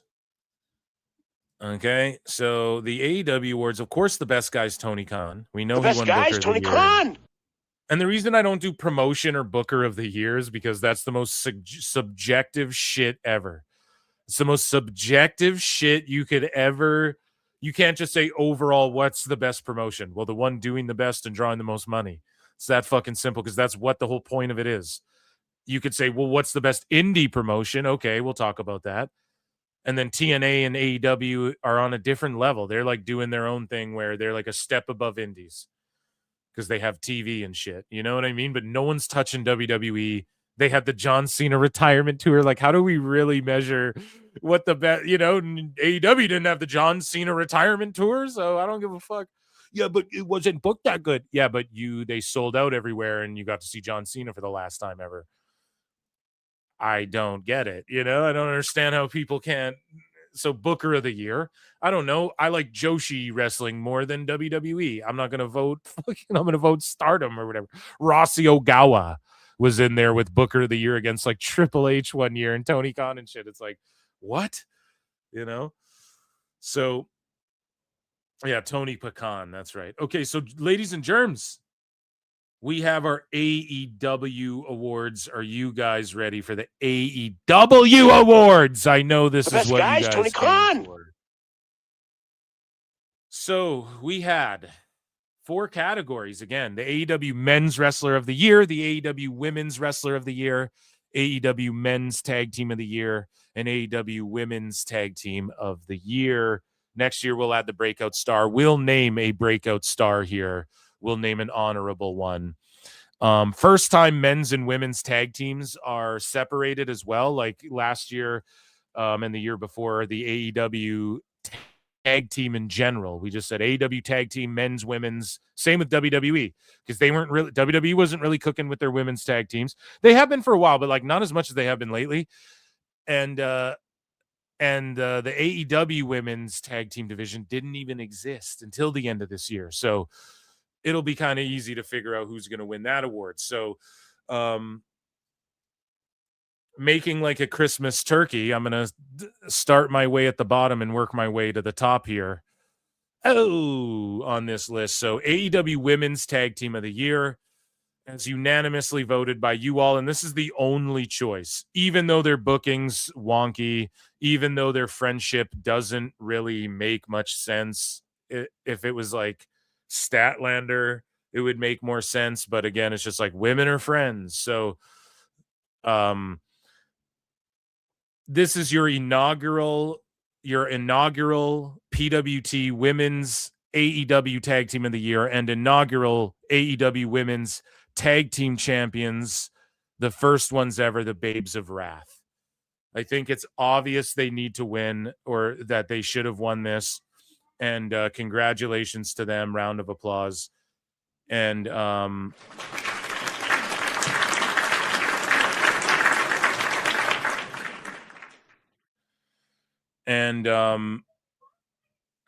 this is a shoo-in, I think, even though they lost, like, and they got pinned in that 8-woman tag, and then like that tournament was kind of just all over the place.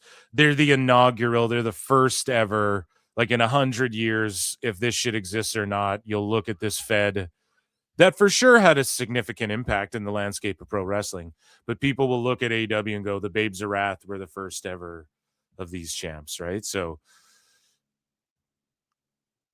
you have to do this. So the Babes of Wrath win the inaugural. I don't think there's much debate. I don't even need to talk about the other nominees. It's like, hey, maybe you like Mina and Tony, but they have not objectively achieved as much as the Babes of Wrath. So,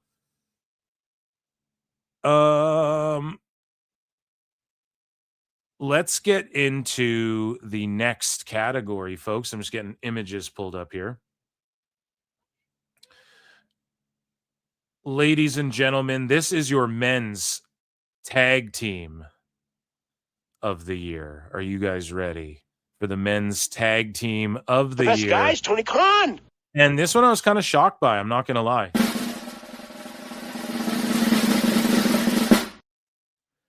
The Hurt Syndicate, ladies and gentlemen, you all voted. The PWT universe voted, and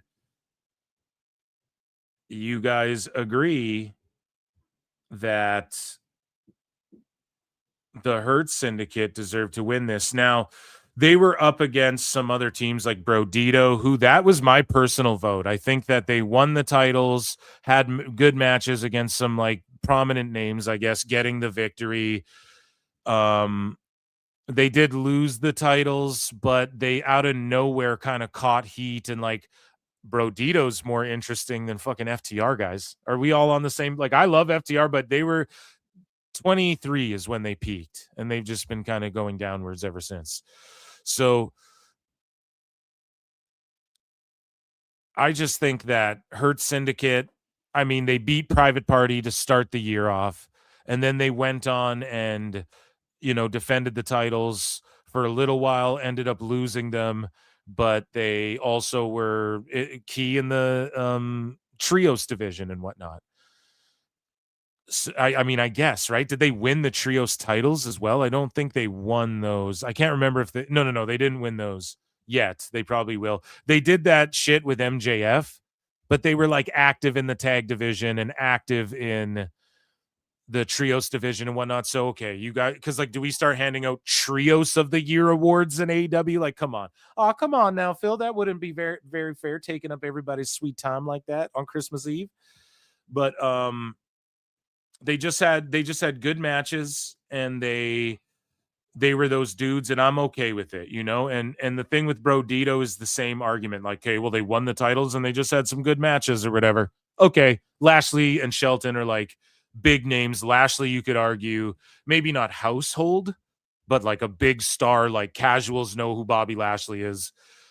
He's one of those guys, and they've really booked him terribly in AEW, but he wants to do this tag shit and just collect money. That's all good. I ain't hating on that at all.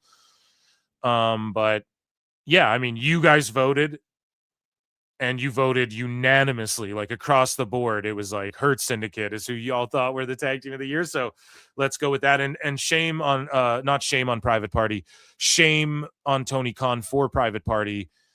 This could have been their breakout killer year, where, you know what I mean? But it's just crazy. He just shelved them and froze them because NXT's interested and their deals are coming up and they're not re-signing right away. So I can shelve them more. So shitty. So moving along here, there's people. Yeah, people are home now. Everyone's making noise in my house. Bunch of motherfuckers making noise in my house now. We're gonna so don't worry, guys, we're almost done these awards here. Thank you guys so much for hanging out with me on Christmas Eve. So the AEW men's tag team of the year is Hurt Syndicate. So AEW women's wrestler of the year is where we're going to next. And I don't know if I voted against what the PWT universe voted in this one. And so, again, you guys across the board for the most part. And a lot of these were close, but a couple of these, when it came to AEW, you guys were more definitive about like what you think's over and what you don't think is over this year. The drum roll.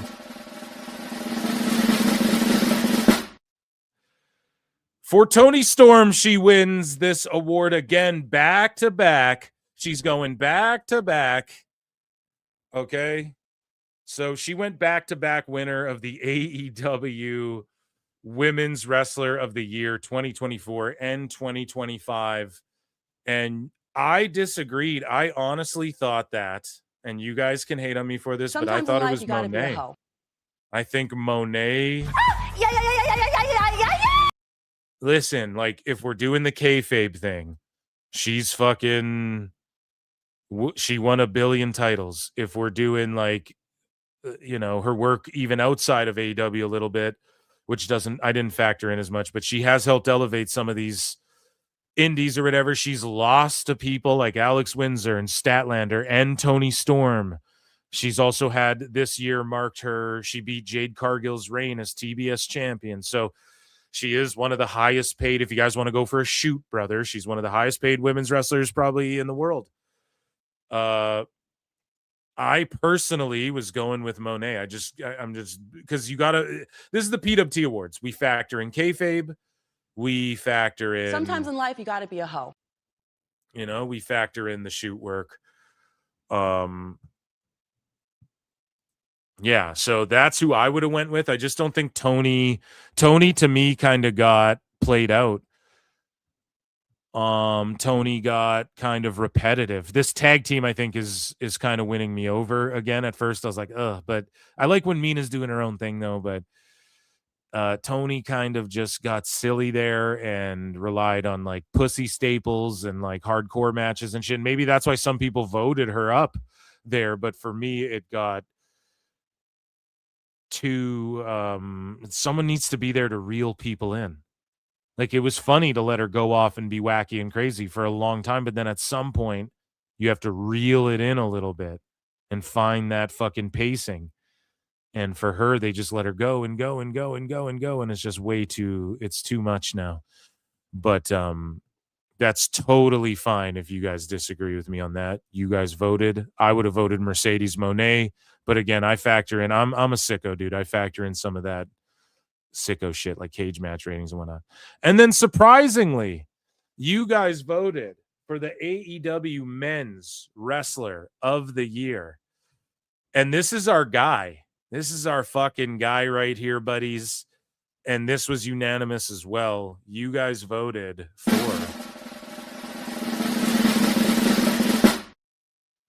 Samoa Joe. Joe. Want. Joe. Yeah, and Samoa Joe, you guys picked him. I think that works for me. He was an AEW Trios champion simultaneously. I think you could argue like Hangman. He beat Moxley and then had a title run, but then he ended up losing to Joe. So Joe ended the year super strong. I love Joe, and I'm down for Joe. He's a double champ. Trios champ, winning the world title. He's their only proven commodity. He's their only draw. He's their only guy that I think everyone can come together, sickos and WWE stands alike, and go, yeah, he's the fucking champ. He's the champ. He's the guy that we want. So, yes, round of applause to all of our AEW title winners here, award winners. We're going to get into WWE awards. In Phil Mark's bookmarks, I have a couple more for you guys, really quick ones here. And then we're going to check in with Roddy Piper. But after this, we're going to check in with this little Christmas bits in this folder here. We're going to give the WWE awards, and then we're going to check in with Bobby Heenan and Piper and all them. So Crime Time used to be so cold that they had grandma sliding for them during Christmas. They like never win the tag titles as well. Fuck, man. And then RIP to Shad Gaspard, right? He passed away. Did he not? Like saving his, like in a heroic fucking effort and shit, man. Fucking those guys ruled so hard. Speaking of ruling hard, man, Jeff Hardy was out here in full ring gear singing Christmas songs, dude.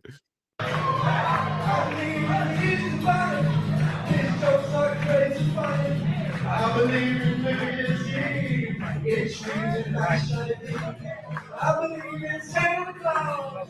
He's got big red dogs I like that Jeff Hardy does this thing. He's not like a great singer or anything, but he's just out there having fun.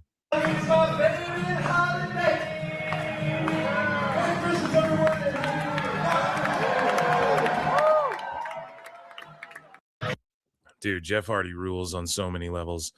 And lastly, we have Shawn Michaels posted this. Looks like Santa had one too many cookies, milk, and Jeff Hardy highlights. So let's take a look. Speaking of Jeff Hardy, I don't know who this is. This might be Jeff working out in the PC. I doubt it. They have the mannerisms down. Oh, yeah. No, that wasn't Jeff, but it's someone doing a swanton. A Santa bomb. Oh, yeah. A Santon bomb. Oh, my God. Amazing. Those were the Christmas bookmarks this year, ladies and germs. So let's get back into the Phillies here. We have a few more awards to hand out before we wrap things up on this very Christmassy holiday special. Thank you guys so much for being here with me. We have the WWE Awards, the main event, what you guys came for. We had the WWE Women's Tag Team of the Year, the WWE Men's Tag Team of the Year, the WWE Women's Wrestler of the Year, and the WWE Men's Wrestler of the Year. Now, again, just like AEW, before it was last year, we had the WWE Tag Team of the Year, and it was Bianca and Jade won. And it was just tag team in general, like any tag team, man, woman, because the divisions weren't as clear-cut and cooking as hard as they are. And in 2025, I applaud because I was always bitching about women's tag team wrestling. I was even during this year, but WWE's really ended the year strong in women's tag team wrestling. In women's tag team wrestling here. 1 second, guys. Sorry, I just had to adjust something over here. So ladies and germs, without further ado, let's get into this. The Phillies for who wins the awards this year, and our first ever recipients of the separate men's and women's tag teams here.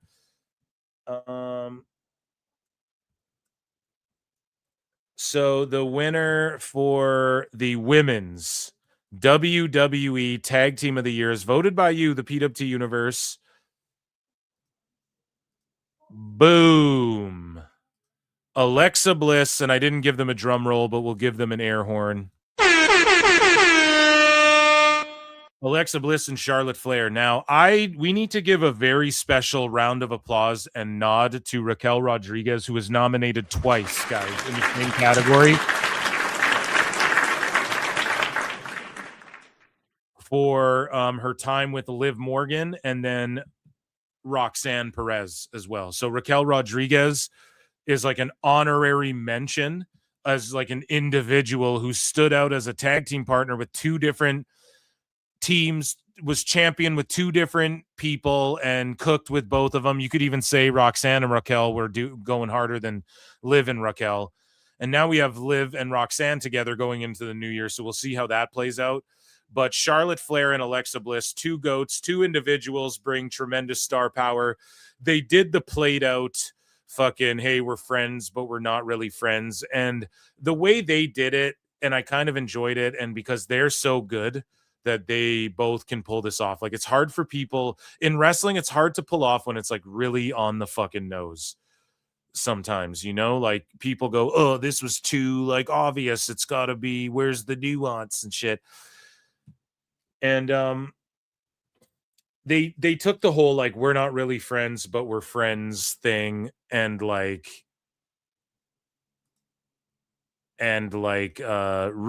took it to another level here. And so I'm trying to pull up images for the next categories here. Sorry guys while I'm babbling. So yeah, they won the tag divisions as I bumblefuck around like Dave Meltzer on a fucking Friday night.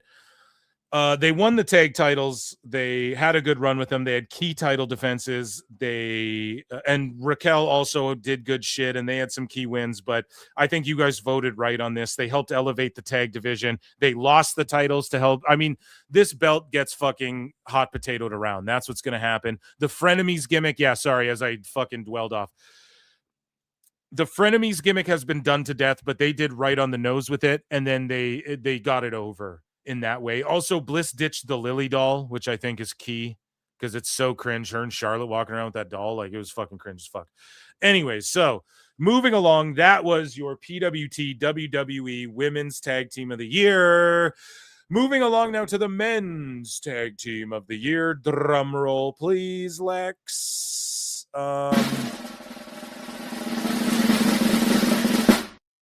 Now, this was voted by you guys. The Vision, Braun Breaker, and Bronson Reed.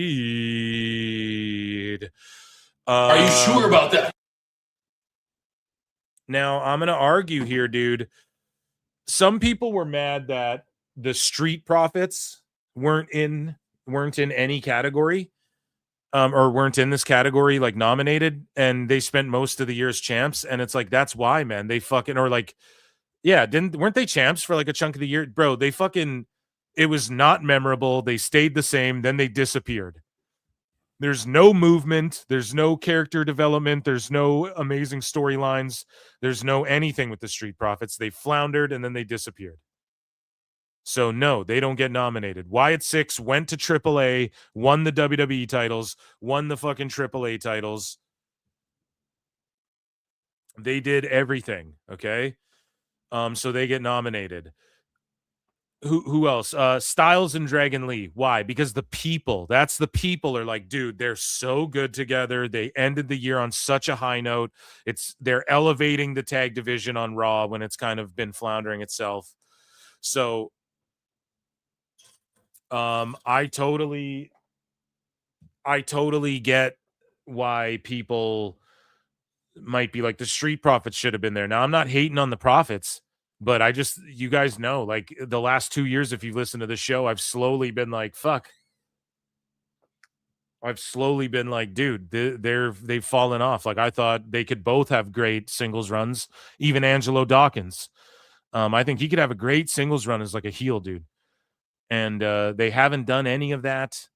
And it just seems like they come and go and there's nothing fresh for them. So hopefully they're gone now, and that's because they're working on something new right now. Like Triple H and Shawn Michaels are working on how to revitalize them or whatever. And so, yeah, I think that the Vision, though, Breaker and Reed, like as a tag team, do they have a shitload of wins? Like when you think about who's the dominant two guys on either show, I think immediately we think of Braun and Braun. So I think that's why y'all voted this. And I'm not like against it. Again, this is all just like fun. We're just having fun here. So I don't know really who like deserves it, man. Tag team wrestling in WWE is not that stellar just in general. I mean, no, it's gotten better. Like they're clearly focusing on it more. We can tell that, right? At the end of the year, they're clearly heating up the Raw side of things with the Uso, New Day, and then Styles and Dragon Lee. And then on SmackDown, they've been active. It's just they have depth, but the booking just isn't that great in the tag division. Just being honest about that. And the Wyatt Six are kind of holding those titles hostage a little bit because they are super part-timey, or like they're there every week, but they just kind of like do a segment or a promo or whatever.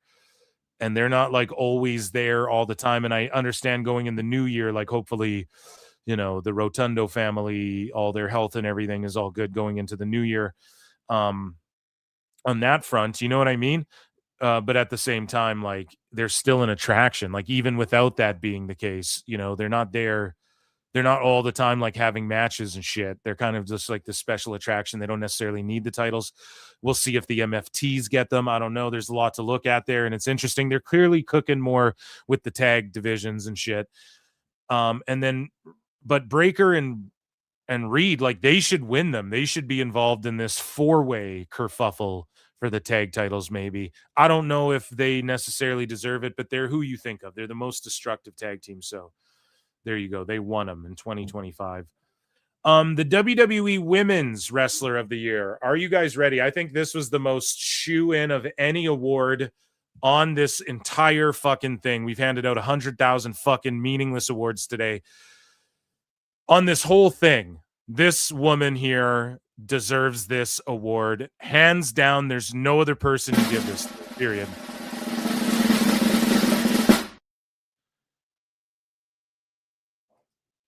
Stephanie Vaquer, ladies and gentlemen, is your WWE Women's Wrestler of the Year. She's an absolute shoo-in for this award, and she deserves it more than anybody. It goes without saying. Even Io, I get it. Io's super good. Stephanie's super good in the ring. You know, it's just her sheer rise to prominence, to popularity, to people knowing what to do at every crowd she goes into when she hits her signature move. Something that bled over from NXT, which not everything does. You see people get called up all the time, and she doesn't. You can see people get called up all the time, like even Roxanne Perez. People did not give a fuck at first. They don't care about Julia right now. It's hard for people to care right away. You kind of got to reintroduce them. Stephanie, they got it immediately. You have fucking morons being like, her promo needs to be in English or whatever. Shout out Vince Russo. It's not just him. There's a lot of people saying shit like that. I can't understand her, bro. But it's like, we get it. People get it. We all get it. She's a tremendous pro wrestler. And I think she won the world title. Io's just fantastic, but the fuck, like, was this her year? I don't know. Maybe she had a stellar 2024, got edged out by Rhea Ripley. And then Io also had a tremendous 25, but I think Vaquer, I think it's just without question she deserves this. And maybe if you want to say like, okay, Jade should have been nominated because of the Queen of the Ring. And we had this debate on the member show, but it was so tight. There was so many solid fucking, and I just think Stephanie, I think, is the shoe-in. She's just a bona fide. You don't know. And Jade, you don't know if she's going to progress in the ring, which it looks like she has been.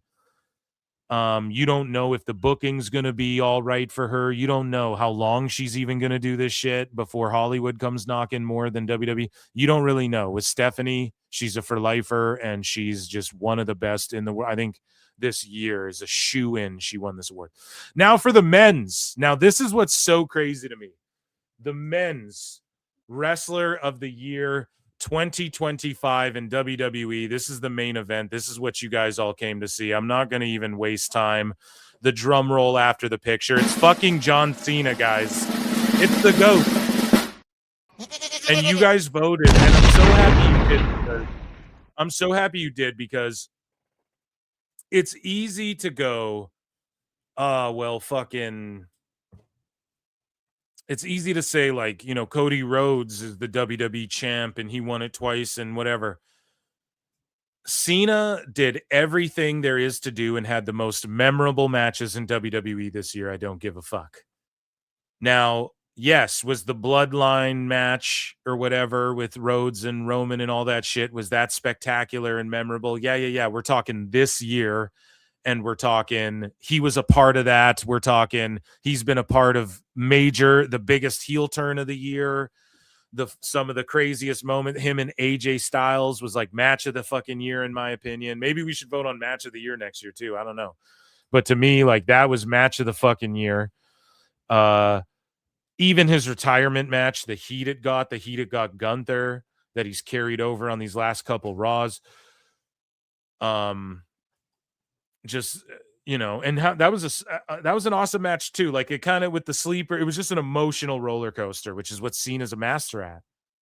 And it would be easy to say, like, you can't say Roman Reigns, he's had like 10 matches, and not that just only, like, if he had 10 matches and they were all super memorable, great, but he didn't. It's not like Roman had like a stellar year. He lost like the War Game. If we're going kayfabe, he lost to Reed. He lost War Games. He fucking.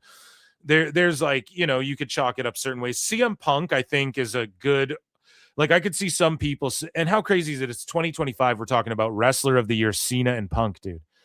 And Punk, you could argue, he was the other nominee because, man, he's been consistent. Even if he's not wrestling, he's there every single Raw. He's helped training the boys in the back, if we're going to shoot. He's fucking, or like, not training, but, well, he's there. He's at NXT. He's paying attention to all the guys and gals. He's helping the future. He's holds the world title. He's on every fucking Raw. He's cutting fiery promos. He's given us moments with AJ Lee that are just for the marks. And then he's given us the real wrestling shit that we want in between. Great feuds. He stepped up when Rollins got injured.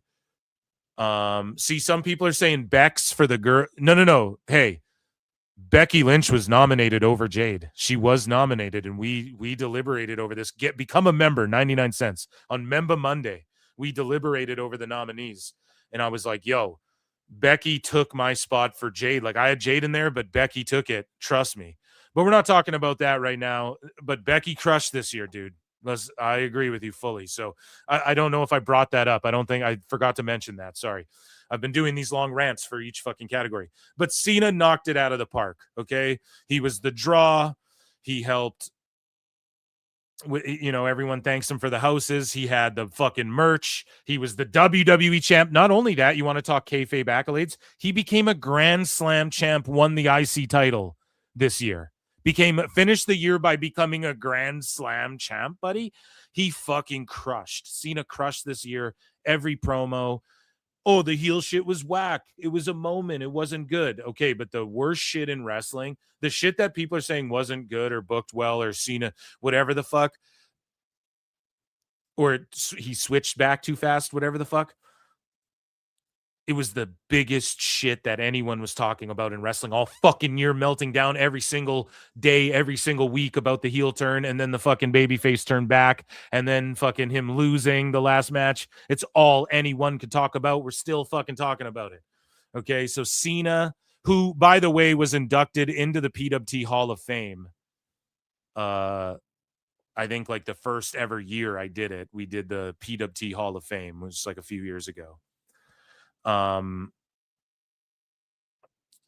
So he doesn't get inducted this year, but he undoubtedly deserves the award for the WWE Men's Wrestler of the Year. Those were the awards, ladies and gentlemen.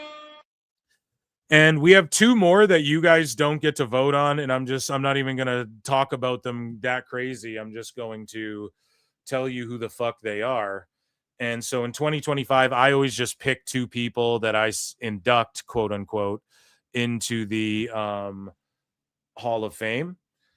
And so this year, so John Cena was one of those, like the first year I did this shit, because like we didn't know John Cena was going to have a retirement year 2 years ago or whatever. But the Hall of Famers last year were The Rock and Trish Stratus. This year I put Goldberg and AJ Lee in the PWT Hall of Fame. And typically it is someone more like relevant that year and topical who's like, oh, they're not going to be around anymore. I go, okay, that's who gets the PWT Hall of Fame inductee. So 2025 Goldberg and AJ Lee, just because they're fucking legends. And, we gave them something there. So that was amazing. Let's check in and see if Heenan and Santa Claus Heenan and Piper and Gorilla Monsoon can come to a head here to end our Christmas special here. Thank you, everyone, for being. Speaking of Mondays and Wednesdays, thanks, Gorilla, for the setup there. Speaking of Mondays and Wednesdays, Memba Monday goes down on Monday. Wednesday is PWT Live Show. I will see you there at our regular time, folks. No Dave Meltzer this week. I'm just going to enjoy Christmas. So love you all. I'll thank you guys so much. Round of applause for the PWT universe. Merry Christmas. Thank you guys. Happy New Year. My big prediction is Tony Khan shits the bed. There you go. That's The best guys, Tony Khan. Guys, I love you. Merry Christmas. Happy New Year. All that good shit. You'll hear from me. And all hail the Illuminati. That's right. I love you guys. PWT Universe. You guys rule. Thank you all for being here so much with me on Christmas Eve. It means the world. I appreciate you guys. I'm going to leave you with some Christmas time, Becca. And if I don't see you, when will I see you next? I think right before the New Year, on the New Year, some shit. I don't know. But Merry Christmas. Happy New Year to you and yours. Take care of each other. Be good to each other. Let's all be a little better going into 2026. Including you wrestling bookers out there. And I'll see you guys. Okay. Merry Christmas.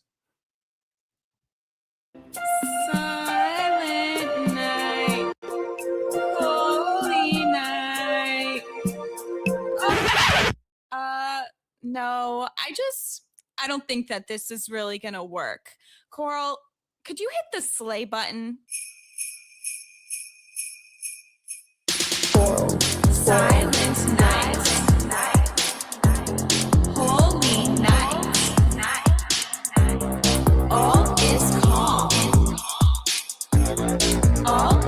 right. Round beyond virgin. Mother and child. Holy infant. So tender and mild. Sleep in heavenly peace.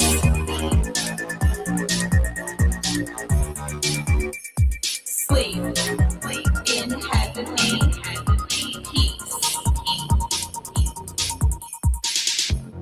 Silent night. Holy night. Shepherds wake at the sight. Glories stream from heaven afar. Heavenly hosts sing Alleluia. The Savior is born.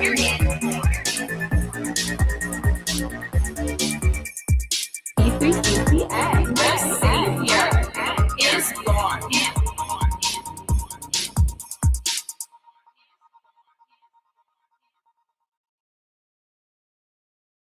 Oh my God! Hey, buddy! Merry Christmas! Becco, hey! Hey! Merry Christmas to you. Oh my God! Your body is tea. You're serving cotton in that red blazer, and I have this perfect little Santa hat for you. You know, Becca, I'm just not really feeling the Christmas spirit right now. I'm having a hard time finding some Christmas cheer. What? I think I have something that can help. You do? Get ready to experience some B3CCA Christmas magic. Happy holidays. Yeah. Hey. Mwah. Tipsy off the eggnog. Hey. Grinding on that Yule log. Yum. Hanging up my stocking.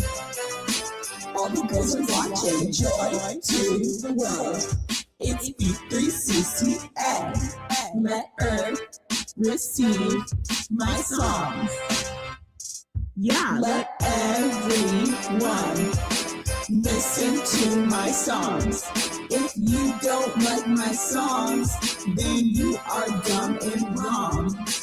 Becca haters get your stocking filled with coal. Becca haters get your stocking filled with coal. Becca haters don't deserve to see me. It might be Becca haters don't play in the snow. Bikini in the snow, cause that's what I like to do. Tipsy off the eggnog.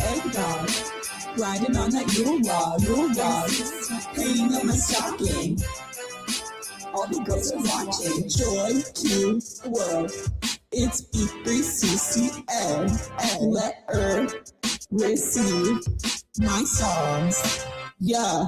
If you're a Becca hater, you're getting coal in your stocking. And we're all gonna point and laugh at you. Ha ha ha. Are you feeling more in the Christmas spirit? To tell you the truth, I'm actually somehow feeling even less enthusiastic about Christmas.